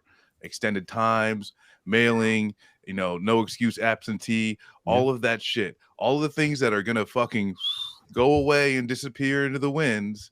So that's where like, yes, Donald Trump did get people to turn out against him, but only if there was almost zero barriers to vote. Well, Marcus, can I even? You're being euphemistic. They didn't just disappear into the wind. They were stripped away by voter suppression tactics in some 30-odd states that are controlled by Republicans that are going to make it more difficult for particularly people of a certain hue and pigmentation who do things like souls on the polls and stuff like that, who organize around black churches, who organize, bus routes to get people out to vote, who bring, sandwiches to folks to vote, who bring chairs and picnic baskets and R&B music and all that stuff.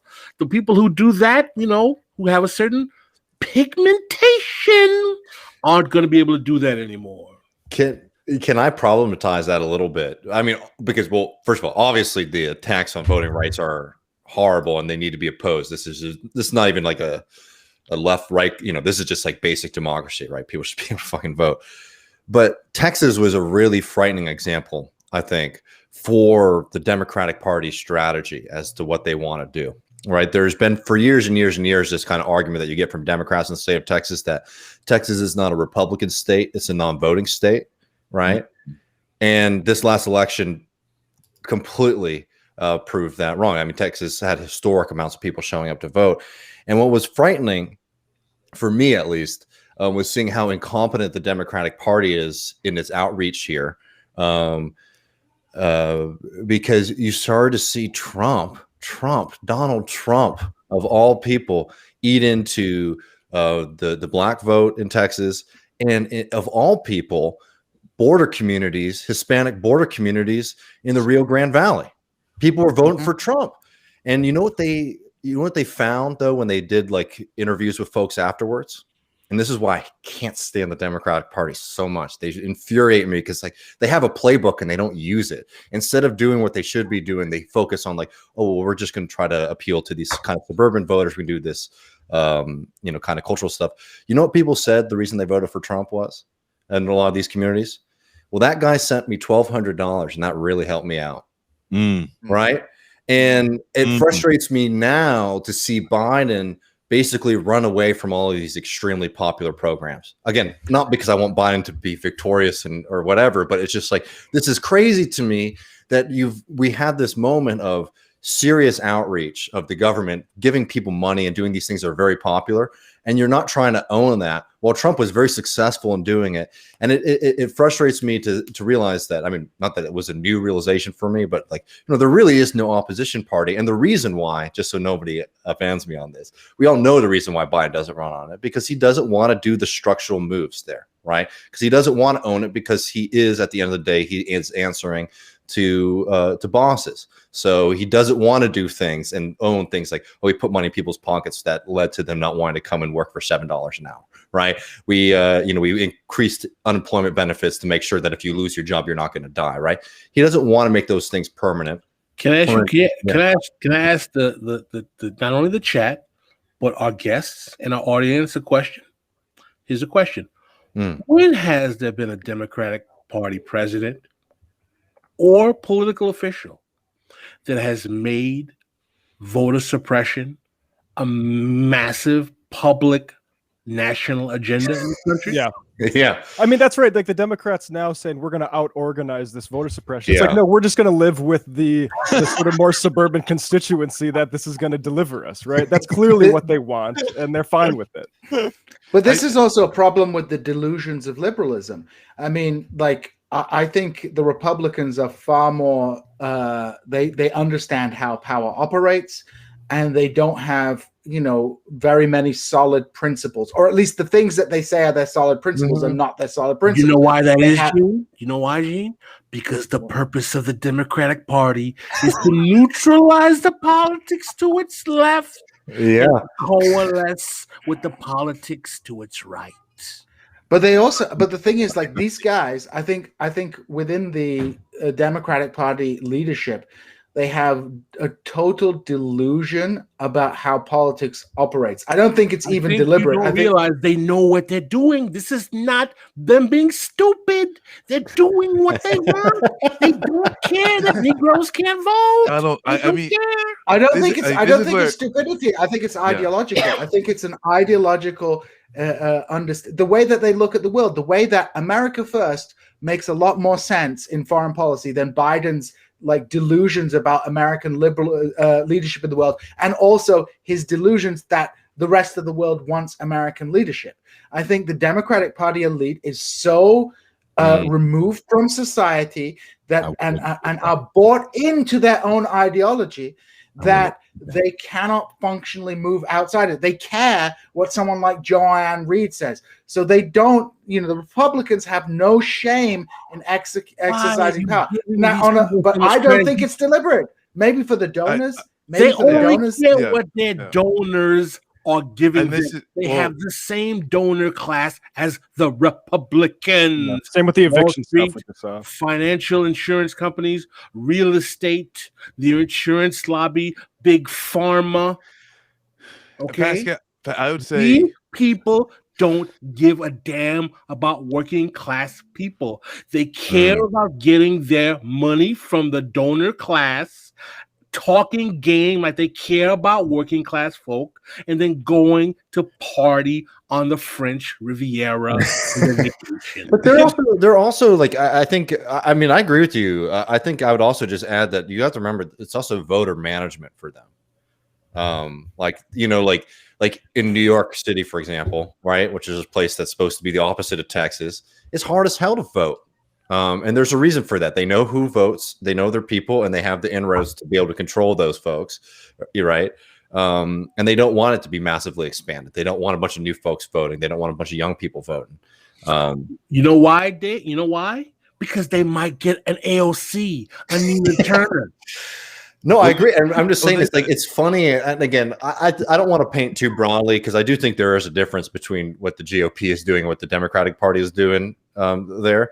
But like, it's a similar kind of game, right? It's like control access to the ballot.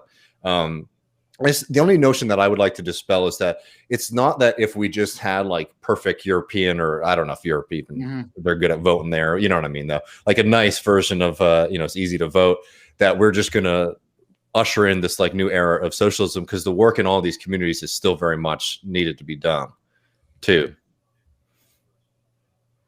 Do you want to take the super chat, David? Oh, sure.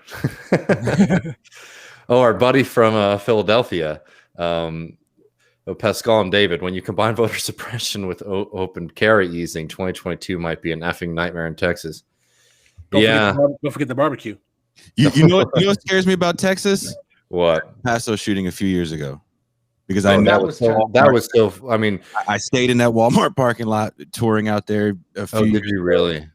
And it really, man, like the fact that somebody just walked up in Walmart like that, in a place where as well as I know, David, cats had weapons. Yeah. It wasn't like nobody had a gun. I've been to Texas enough times to go into any place and cats just have guns willy-nilly. Dude. Homie, especially in Walmart. Dude, I was at a store the other day, and I was like looking at a nice leather jacket, and the woman comes up to me and she's like, "Yeah, they won't be able to see it." I'm like, "What do you mean?" And she's just like, "It has a concealed carry pocket inside of the thing." Nice. And she was trying to sell me on it. It's like, "Yeah, I had this guy come in the other day, and he's like, oh, he pulled out his gun and he put it in."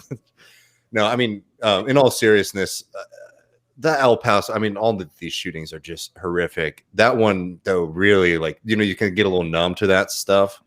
That one really was so horrible, not just because of the horrors of what were done to all those folks, but El Paso, for people who aren't familiar, is one of the most beautiful places in the country. And I mean, just sort of like politically and culturally, it's just like America has a horrible history, and there's a lot of shit that's wrong with this country, but there are those kind of glimmers and communities that really give you hope and a lot of love. And El Paso is one of those places. A really strong community, really diverse community where people live, and their neighbors, and a lot of stuff. We could learn a lot of lessons from El Paso, and for some white supremacists from Dallas to just drive across the country to terrorize them. Just hours. He drove hell. It was like 6-7 hours. A motherfucker drove just to it was fucked up. And jokingly, we'll chuckle about the whole like open carry and voter suppression, but January 6th.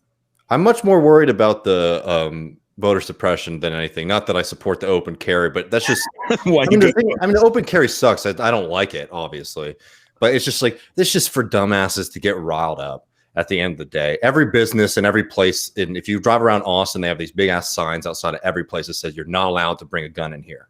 And the business rights in Texas trump any other kind of political rights. So it's much more for people just get worked up. Not saying I don't oppose it, but I'm much more worried about the voter suppression than anything. Not to get into the prognostication game right now, but I was having a conversation with a buddy of mine. And we were talking about all of these various things, and we were talking about 2022 and 2024, and he was pretty grim. I don't want to be that grim. And this is going to surprise people, right? As cynical as people think that I am, I don't want to believe that the right is going to take it in 2022 and 2024. This might shock Jason and even Gene, because I've been one of those people who's been saying for a while that it's a wrap. That like if it's not Trump, it's going to be DeSantis or both on the same ticket in 2024, and Biden's done in 2022.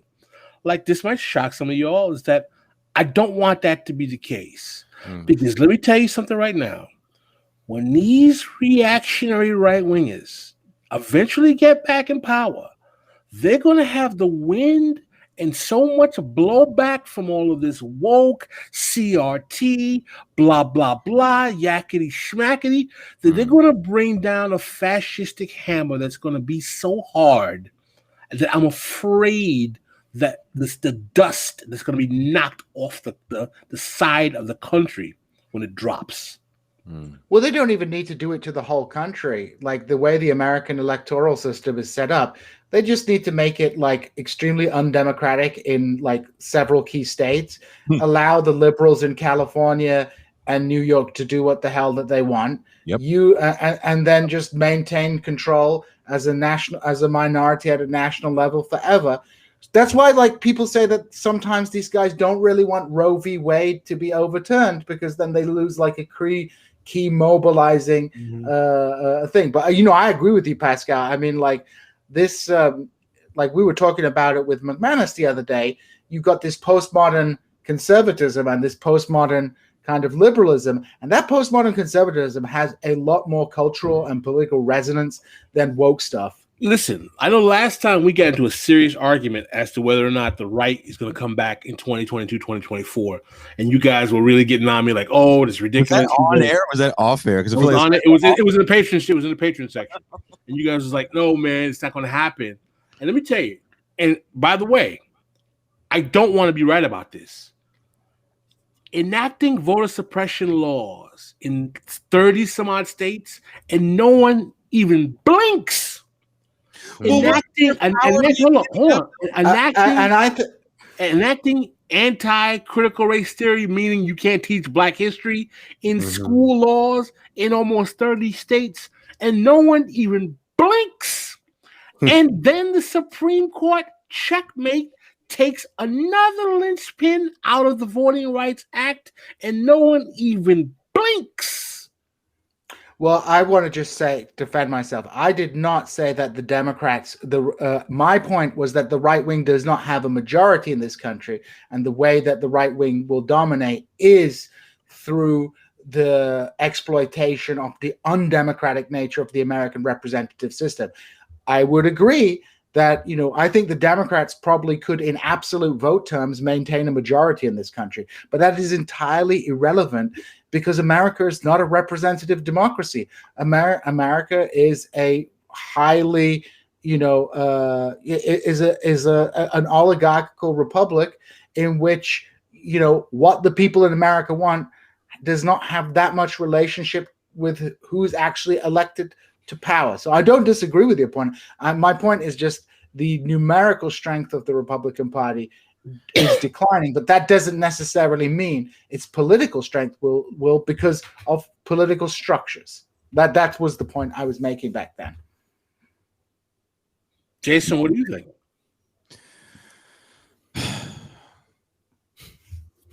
Pascal, I think you won again. Here it comes!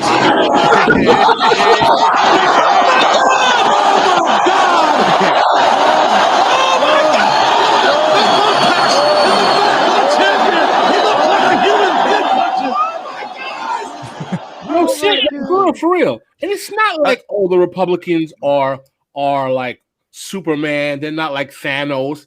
It's like, yo, when these motherfuckers have power, they use that shit. Yeah. Man. The only thing I would disagree with that Pascal said, and I agree with what Gene was saying, is like, as far as like the Democratic Party and some of these electeds having some type of like understanding of what they're doing, no, I think they've bubbled themselves.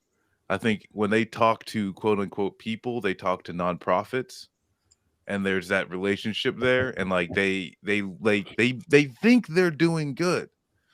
And this is where, like, I mean, like, we could definitely have like a much more in-depth conversation off air, but like they believe they are doing the right thing. Whoa. They believe that they're doing these things. So you're gonna tell me when Obama was having his staff tell what was then called the left that, please, you think we're gonna enact a public option? You think you're in Canada? You think they didn't know what they were doing?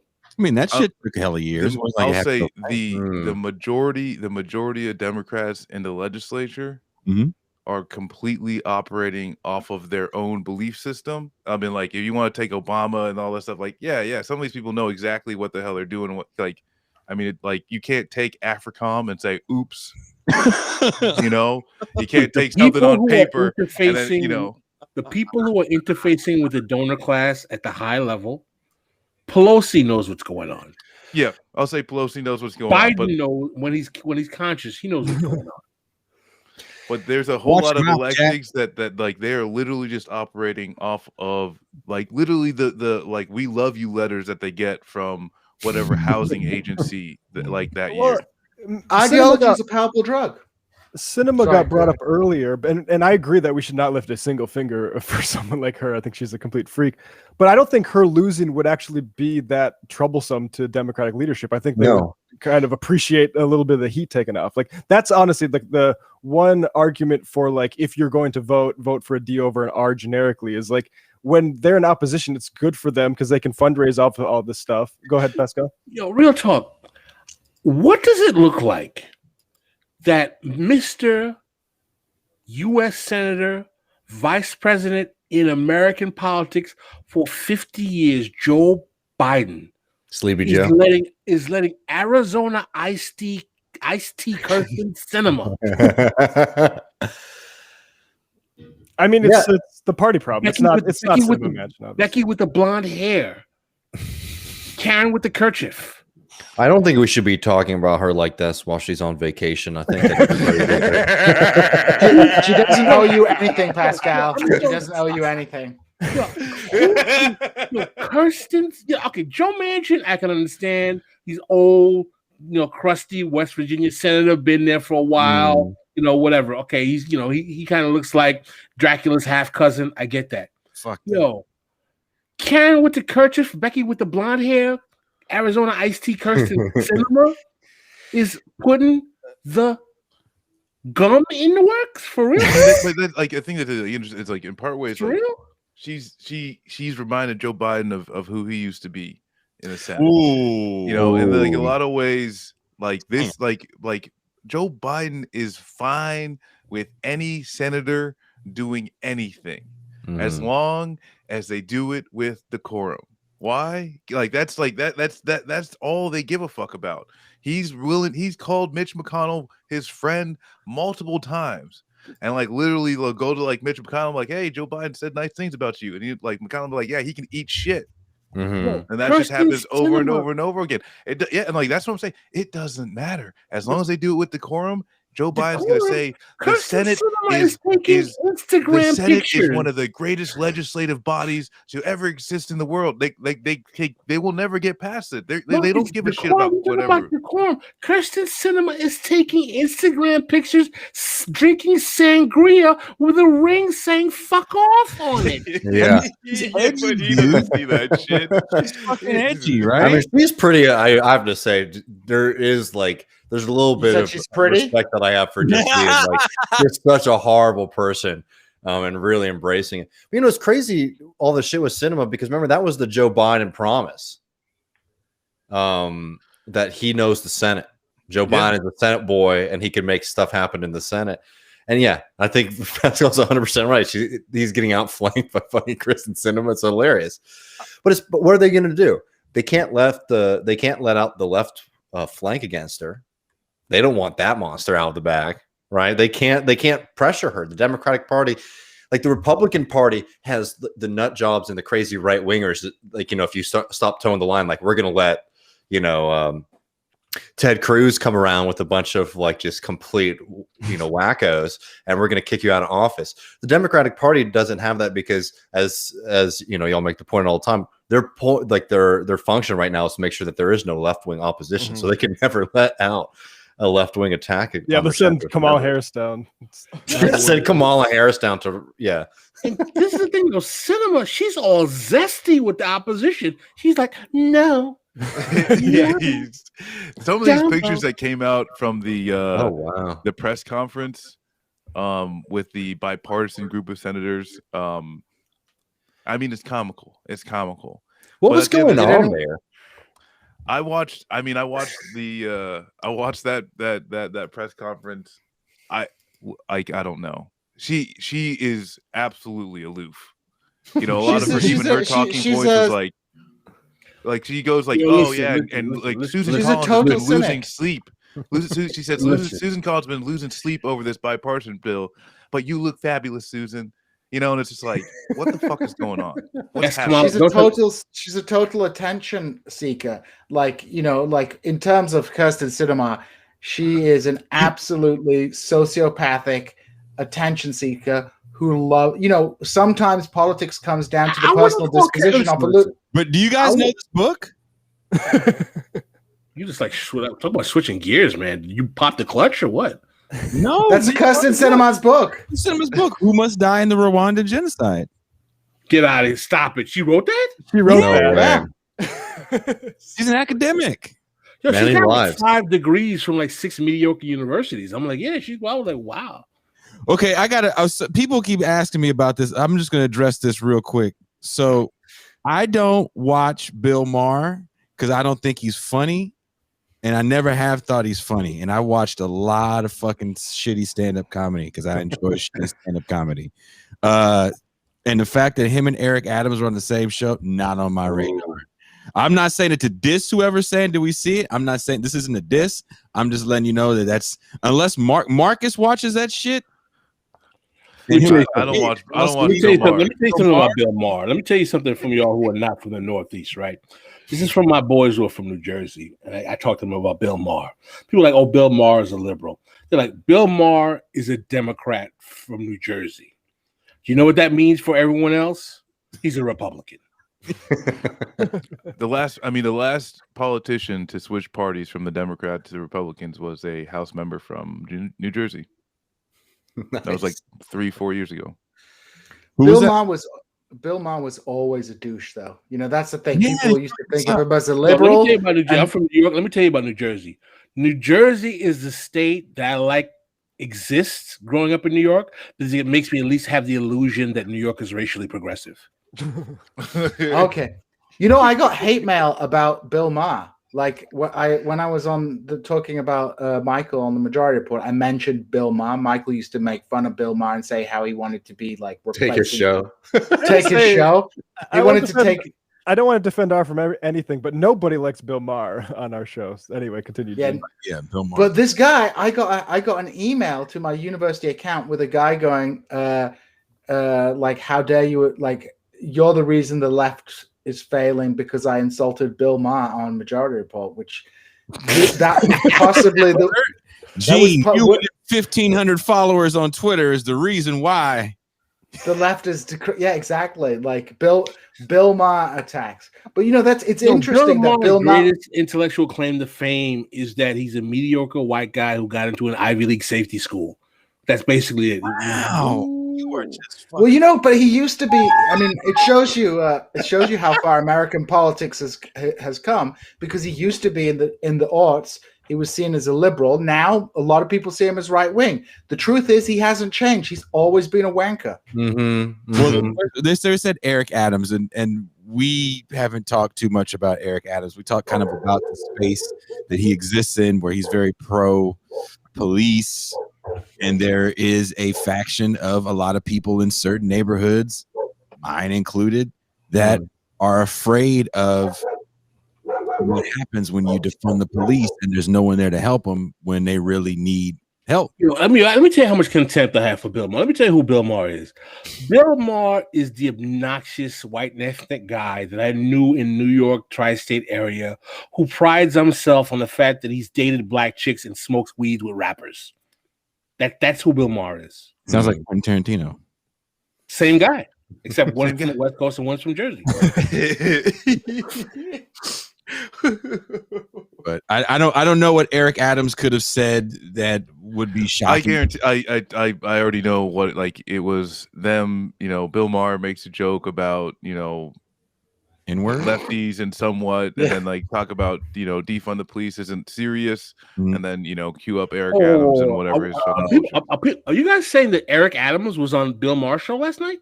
Yeah, that's what we've been saying. Yes, that's what the whole thing was about. Get the video. Get the video. I gotta watch this.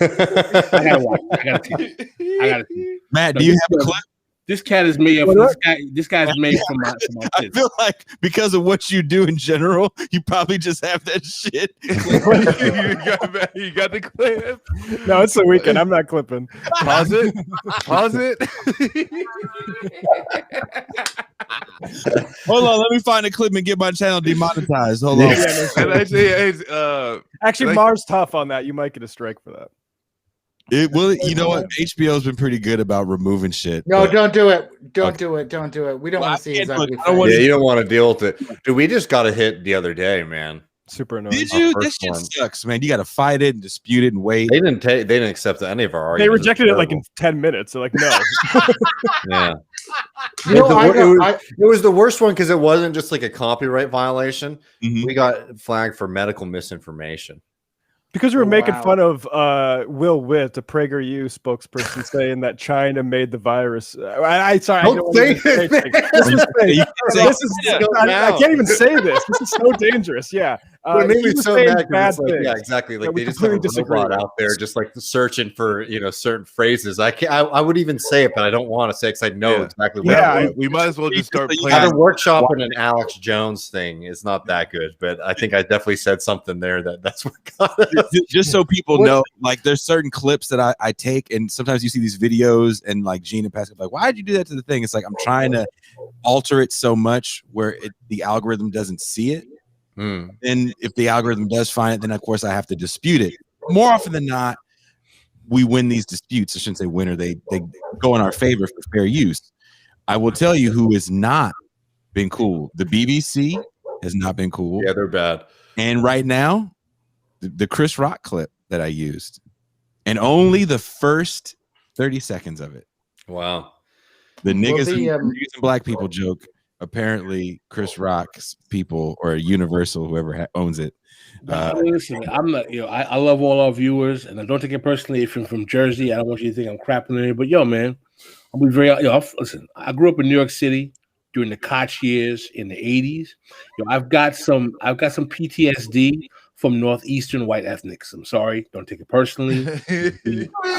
I'm being very candid. Let me tell you where I went to high school. I went to a Catholic high school in New York City, right? All right, a lot of paisans in my high school. Let me be even more. Let me give you my younger brother, who's 4 years younger than me, went to my high school, right? In his high school graduating class was John Gotti's son. Like, no bullshit. Jesus Christ. So these are the kind of paisans I was going to high school with in the 80s. in the 80s. I'm talking about Yusuf Hawkins, Howard Beach, Bensonhurst. Now, speaking of paisans, the Cuomo clip where he had on the restaurant owner. It's like you failed. Like, yeah, it's like you hesitated. You're done. It's like you failed. It's like one of the most amazing things. And like, and I don't know, we bring up like Bill Maher, like Jon Stewart or whatever. It was like there's this is completely failed. Where it's like the Bill Maher, Jon Stewart like idea and or model. That's like most of what like quote unquote like cable news is just like attached to my identity, and then like I'll like talk in periphery of some things that may or may not be important, and then like in the middle of it you've got on this like, hey, what are you doing over here? I'm running my restaurant over here. Just like, what the fuck is going on? It's not as bad as MSNBC. They have that guy Ari Melber. It's Negro liberal. I was just talking shit about Ari Melber yesterday with his rapper stuff. Ari Melber. I hate it. Bro, it's poetry. Listen. It's poetry. It's so annoying to sit there and like sing all that shit. I'm going to be frank and a little crass, okay? MSNBC is Ivy League Negroes and Ivy League Jewish folk. That's basically MSNBC. All right? Nice liberal, Negro liberals. Now we're anti-Semitic. Thanks a lot. I'm not. Everything's fine. Everything's cool. Everyone gets along. They love Obama. That's wonderful. That's MSNBC. That's fantasy land. Dude, that stuff is wild. I mean, I was with my girlfriend's family, and they watched a decent amount of like MSNBC and CNN. And I'll be honest, I don't watch any of that stuff. So it was very frightening, honestly, to just have that on in the background constantly. Not just because the politics are bad, but it's just like, man, this is an insane way to view the world. Yeah, you have to point out, I think Pascal's right to point out foreground the Ivy League thing, and you look at any editorial board in a major newspaper in this country, they'll be the majority by far. For sure. Grads. And I'll tell you like how crazy, and we've mentioned this on the show before. When the Cuba protest broke out, I kid you not, the Jason Johnson fellow who was filling in for Joanne Reed brought on an assistant professor from somewhere in America who literally said that the protests in Cuba were intersectional protests led by Afro-Caribbeans, and that Marco Rubio was actually supporting the regime's line because in Cuba you're not allowed to teach critical race theory. Utter insanity. I'm not joking. I'm not exaggerating. This is for real. This is the. It was like. I want to address something. People were like, "Oh my God, you said Jewish." I just said it because the only person that brought that up is Jean Bajlan mentioned someone else that I really despise, who gets on my nerves, who was on MSNBC, which is Ari Melber, who like believes that he owns every Wu-Tang Clan album in life and knows every rap song forever, all day. I mean, this green lighted this. That's my question. This cat noise like just protect your neck. His intro music. Let me tell you why. This is Pascal that's letting it out today. Let me tell you why Ari Melber bothers me in a different way than Bill Maher. All right, because Ari Melber is that smug, annoying white liberal who will tell you that he knows more about the origins of Kwanzaa than you do, and will try to check you on your racial insensitivity when you tell him why you don't like XYZ aspect of, jazz or some other aspect of black culture. Yeah, when that Ari motherfucker is really annoying. When Ari Melber finds out you haven't listened to the no, let me give you an example. When Django Unchained was a jacked up movie, right? When Django Unchained came out, and I'll admit something publicly. I like Django Unchained, and I'll be very honest. I like Django Unchained because I liked watching the white people get my mouth. I knew it. I did. He was loud as fucking. When Django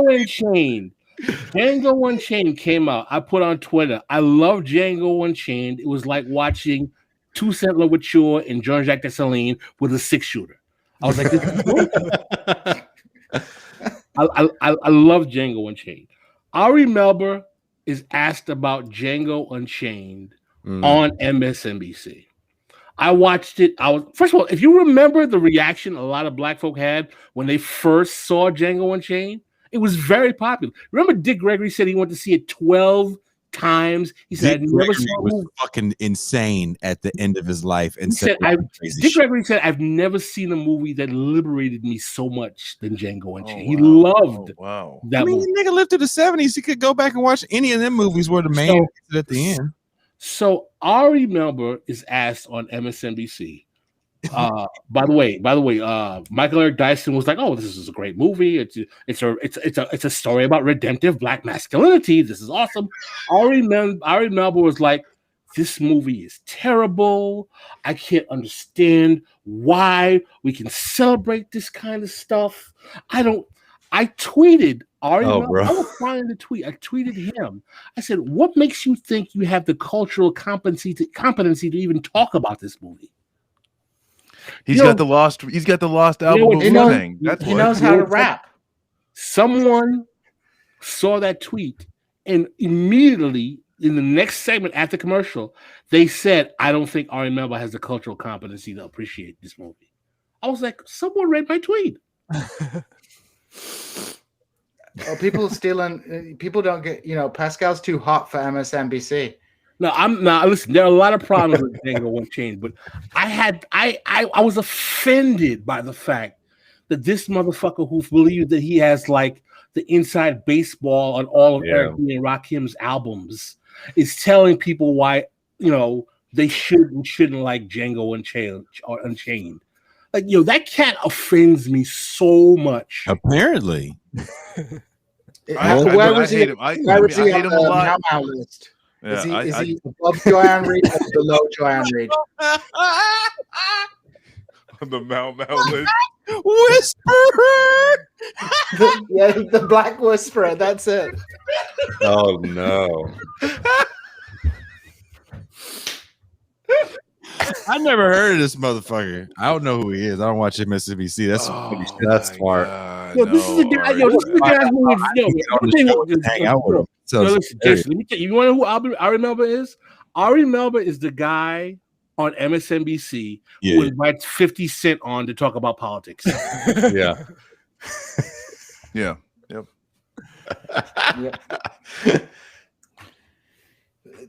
Poor Ari Melber. Yeah, so is he above or below Joanne Reed on the Mama table? Like, where does he go? Man, that's a rough call, man. That's a color chart like terror warnings. Is he threat level midnight?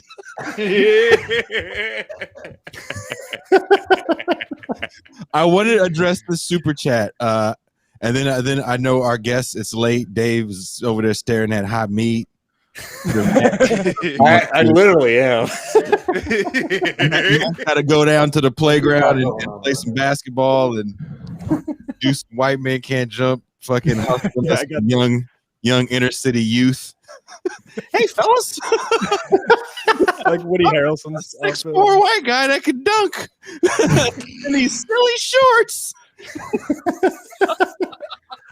If I was 6'4", I could have dunked. If you hang out with Coach Will, wait, someone said something. Anthony, he said those liberals have sex with black women just for cultural currency. Let's talk about Tamron Hall. Pascal, I'm trying to wrap the show up. It's 2 minutes. Let's go. You want to yell at? You can't yell at every white person on MSNBC in one show. That's a series. Yeah, that's series. You got your Ari Melber off, and you win. You can pick someone else next time. I'll read this super chat and I will direct it to the meat smoker and the shooter. Basketball shooter. So talking to Pascal for a second.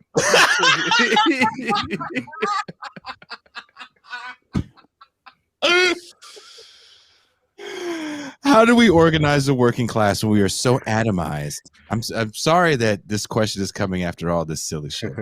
How do we organize a working class when we are so atomized and jobs are so precarious, when so much of the U.S. economy is in the service sector? This is a great question.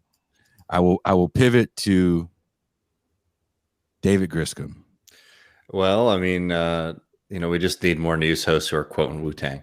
No, I mean, I don't know. I mean, this is a big one. I think it's important to realize that if I were to do this in a kind of general way first, like, I think it's important for people to realize that neoliberalism was an assault on the social. There's a lot of other things too, but community organizations have just been decimated. Like people being able to hang out and spend time together without spending money. That's something that's been eradicated. And you got to start trying to organize those kind of things. I think the number one thing you should do is join a socialist organization or a union, right?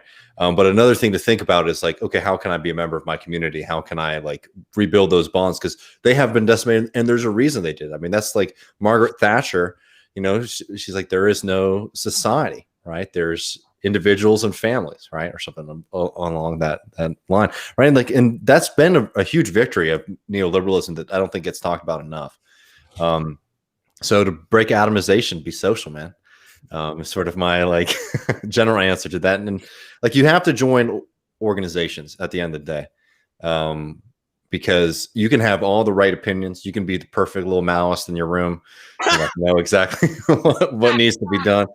But if you don't have friends, one, it's going to be very dreary. And two, you're not going to be able to do anything. Big truth. I think it's well said, David. Wait, hold on. Maoist in the room, Maoist in the room, Maoist in the room. My girl wants the Maoist in the room, Maoist in the room, Maoist in the room. Oh my god! Shout out, David. That was actually. I appreciate everything you said. I just want you to know that while you were saying this wonderful shit, the people in the chat, which unfortunately I should turn off, are making me laugh so fucking hard. They're having fun, man. God, I think can we commission who was it, Manuel Miranda to write the play of Maoist in the room? He should do one on that. He should do one in the room, Maoist in the room, Maoist in the room. Pascal, you should hire him to do party all the party. My girl wants to party all the time. My girl wants the Maoist in the room, Maoist in the room, Maoist in the room. My girl wants the Maoist in the room. Someone's got to make this. Matt and David, next time you guys get some bullshit fucking tweet from some Uber tanky, just remember Pascal singing Maoist in the room. Yeah, I've been singing that for a while at the bottom.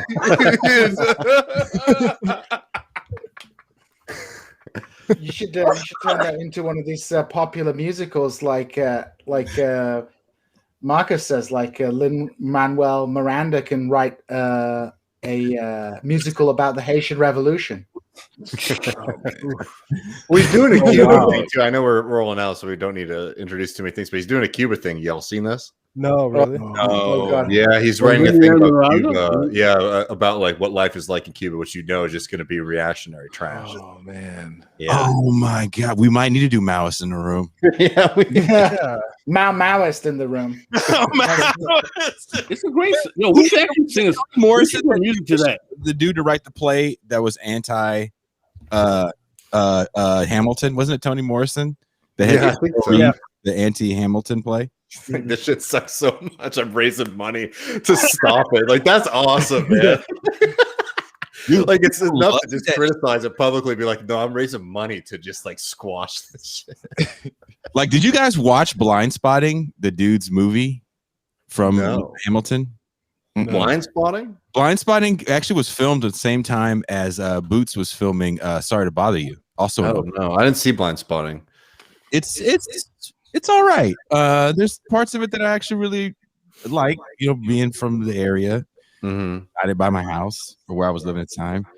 Hamilton was such a psyop, man. It was so smooth the way he did that. I think, I mean, like, we actually watched Hamilton for our little special podcast we do. Oh wow! And it took us 2 episodes to do it because I was just angry and ranting. Is that when you called me up about that shit? You were like, you're like, man, the hip hop in this shit is just not good. It's bad. I'm telling you, like it's like if you go to Broadway, right? You go to Broadway, what's gonna be good? The singing and the dancing. They gotta do all this shit at once. It's gonna be 10 out of 10. That's what it is. It's but then when they said hip hop, they're like, hey, as long as you rhyme car with bar and far, get the fuck in here, you're good. But that's what it is, though, man. That it is. It's the kind of hip hop that would be invented by a suburban suburban high school music teacher. Well, isn't Lin-Manuel's dad like a State Department guy or something like that? Yeah. Oh wow. 100% psyop then, because that was just pure propaganda. No, By the way, guys, remember when they showed up? Oh hell yeah! When they showed up, Mike Pence. What a moment! That was like that was like the battle of the balls for liberals. In celebration of the first black president, we're going to do a musical about the racist founding fathers singing hip hop, and they'll be black. Everyone will love it. And the thing that really pissed me off is that they have the song in there called the 10 Dual Commandments. And it's like it's a complete rip off of a Biggie song, and it's like the amount of disrespect that you have to do that in New York. Like, you're gonna do that in New York, like you know how many neoliberals love Hamilton, man? So many love but that's the thing is like they like the 10 crack commandments. That seems. Yeah, shout out to Ismail Reed. No relation to Ismail Reed has been destroying Hamilton. Ismail Reed is a famous African American writer, poet, and literary figure. He's kind of radical, more kind of black nationalist, but he's a good writer. He hates Hamilton. He's destroying it. Yeah, he wrote the play. He wrote a play in rebuttal.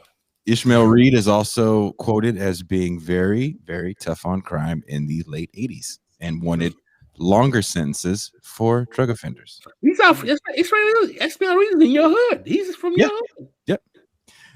He will be in the next part of the upcoming video essay series we're doing for Zero Books called The Dispatch.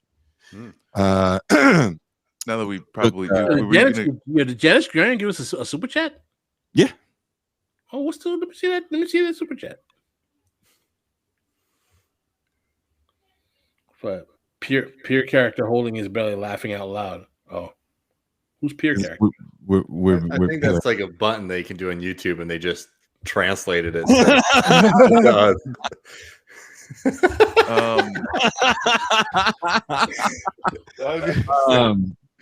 Were we gonna go back to the super chat and like go through, because I know that like David answered that the super chat question, and I don't know if we were trying to go through all of us like answering that question. I don't recall, David, but it was a great answer. But we had like trailed off into like David I remember and for all Negroes for the next 7 minutes. Oh, by the way, listen to Our Common Ground with Janice P. Graham tonight. She's doing a dedication to Glenn Ford, editor-in-chief in Black Agenda Report, who passed away a couple of days ago. So check out Our Common Ground with Janice Graham. I wish we had a link because we would share it. Do we have a link? We don't have a link. Janice, can you give us a link? Send us a link. Do something. I don't know. Our Common Ground and Block Chart Radio. And also, I want to give a shout out to Sarah because it is our wedding anniversary. Oh, congratulations! Shout out to Sarah. We've been married for 8 years, and she put up with you for 8 years. Wow, she's put up with me for more than 8 years. But yes, we've been married for 8 years. But we've found someone to dump the child off for a good 3.5 hours. A shout out to Craig for helping me out with that.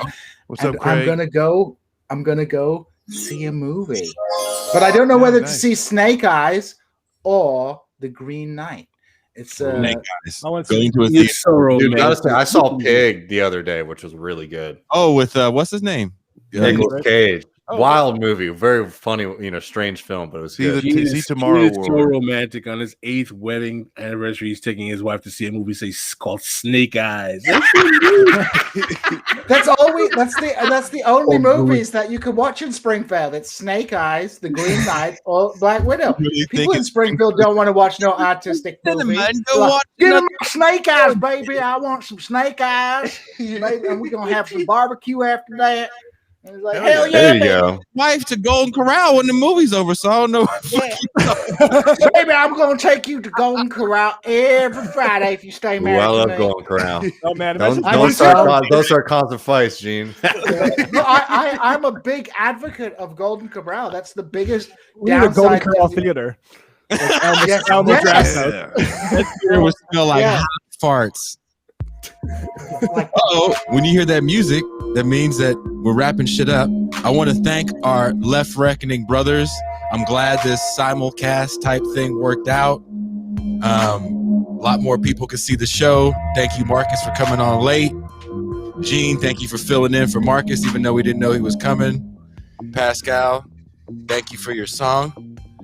We have to find a way to get a button on the board.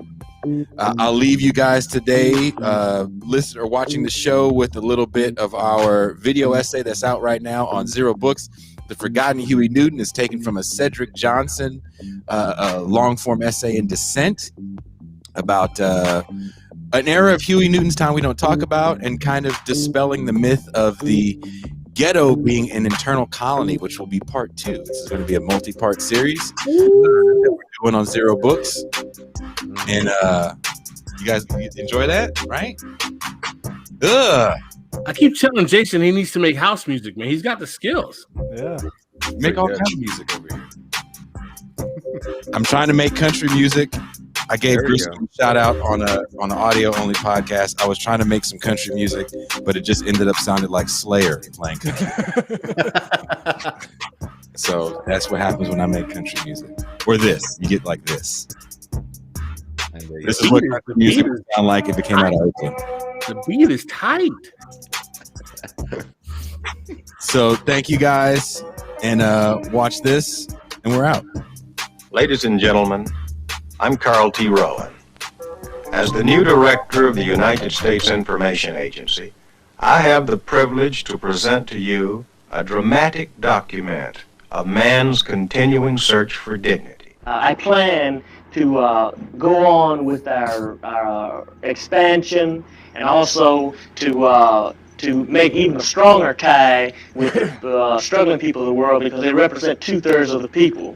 The colonized world, or the developing countries, are also the colored world. And American imperialism is implicated in all of those puppet governments that control these developing countries. In other words, if America withdraws its support from Greece, that Greek regime will fall. If America withdraws its support from the puppet government of South Vietnam, the Vietnamese war would end. So what I'm saying is we have to hook up internationally. You can only understand the situation internationally. And in order to do this, that we are going to commit troops.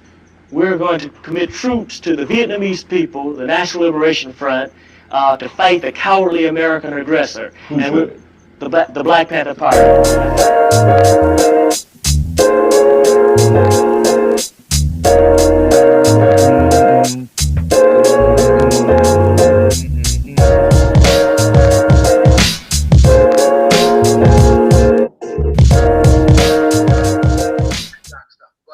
In August 1970, Roy Wilkins, the sexagenarian leader of the National Association for the Advancement of Colored People, used his syndicated column to criticize Huey Newton for urging the formation of an all-black fighting unit to assist the Vietnamese National Liberation Front. Newton co-founded the Black Panther Party for Self-Defense with Bobby Seale in 1966 and had recently been released on a technicality after spending 33 months in prison for the killing of Oakland police officer John Frey. Wilkins saw Black Power militancy as cynical and misguided. The Viet Cong may be hurting, Wilkins wrote, but nothing like the hurting of John Q. Black American. Of course,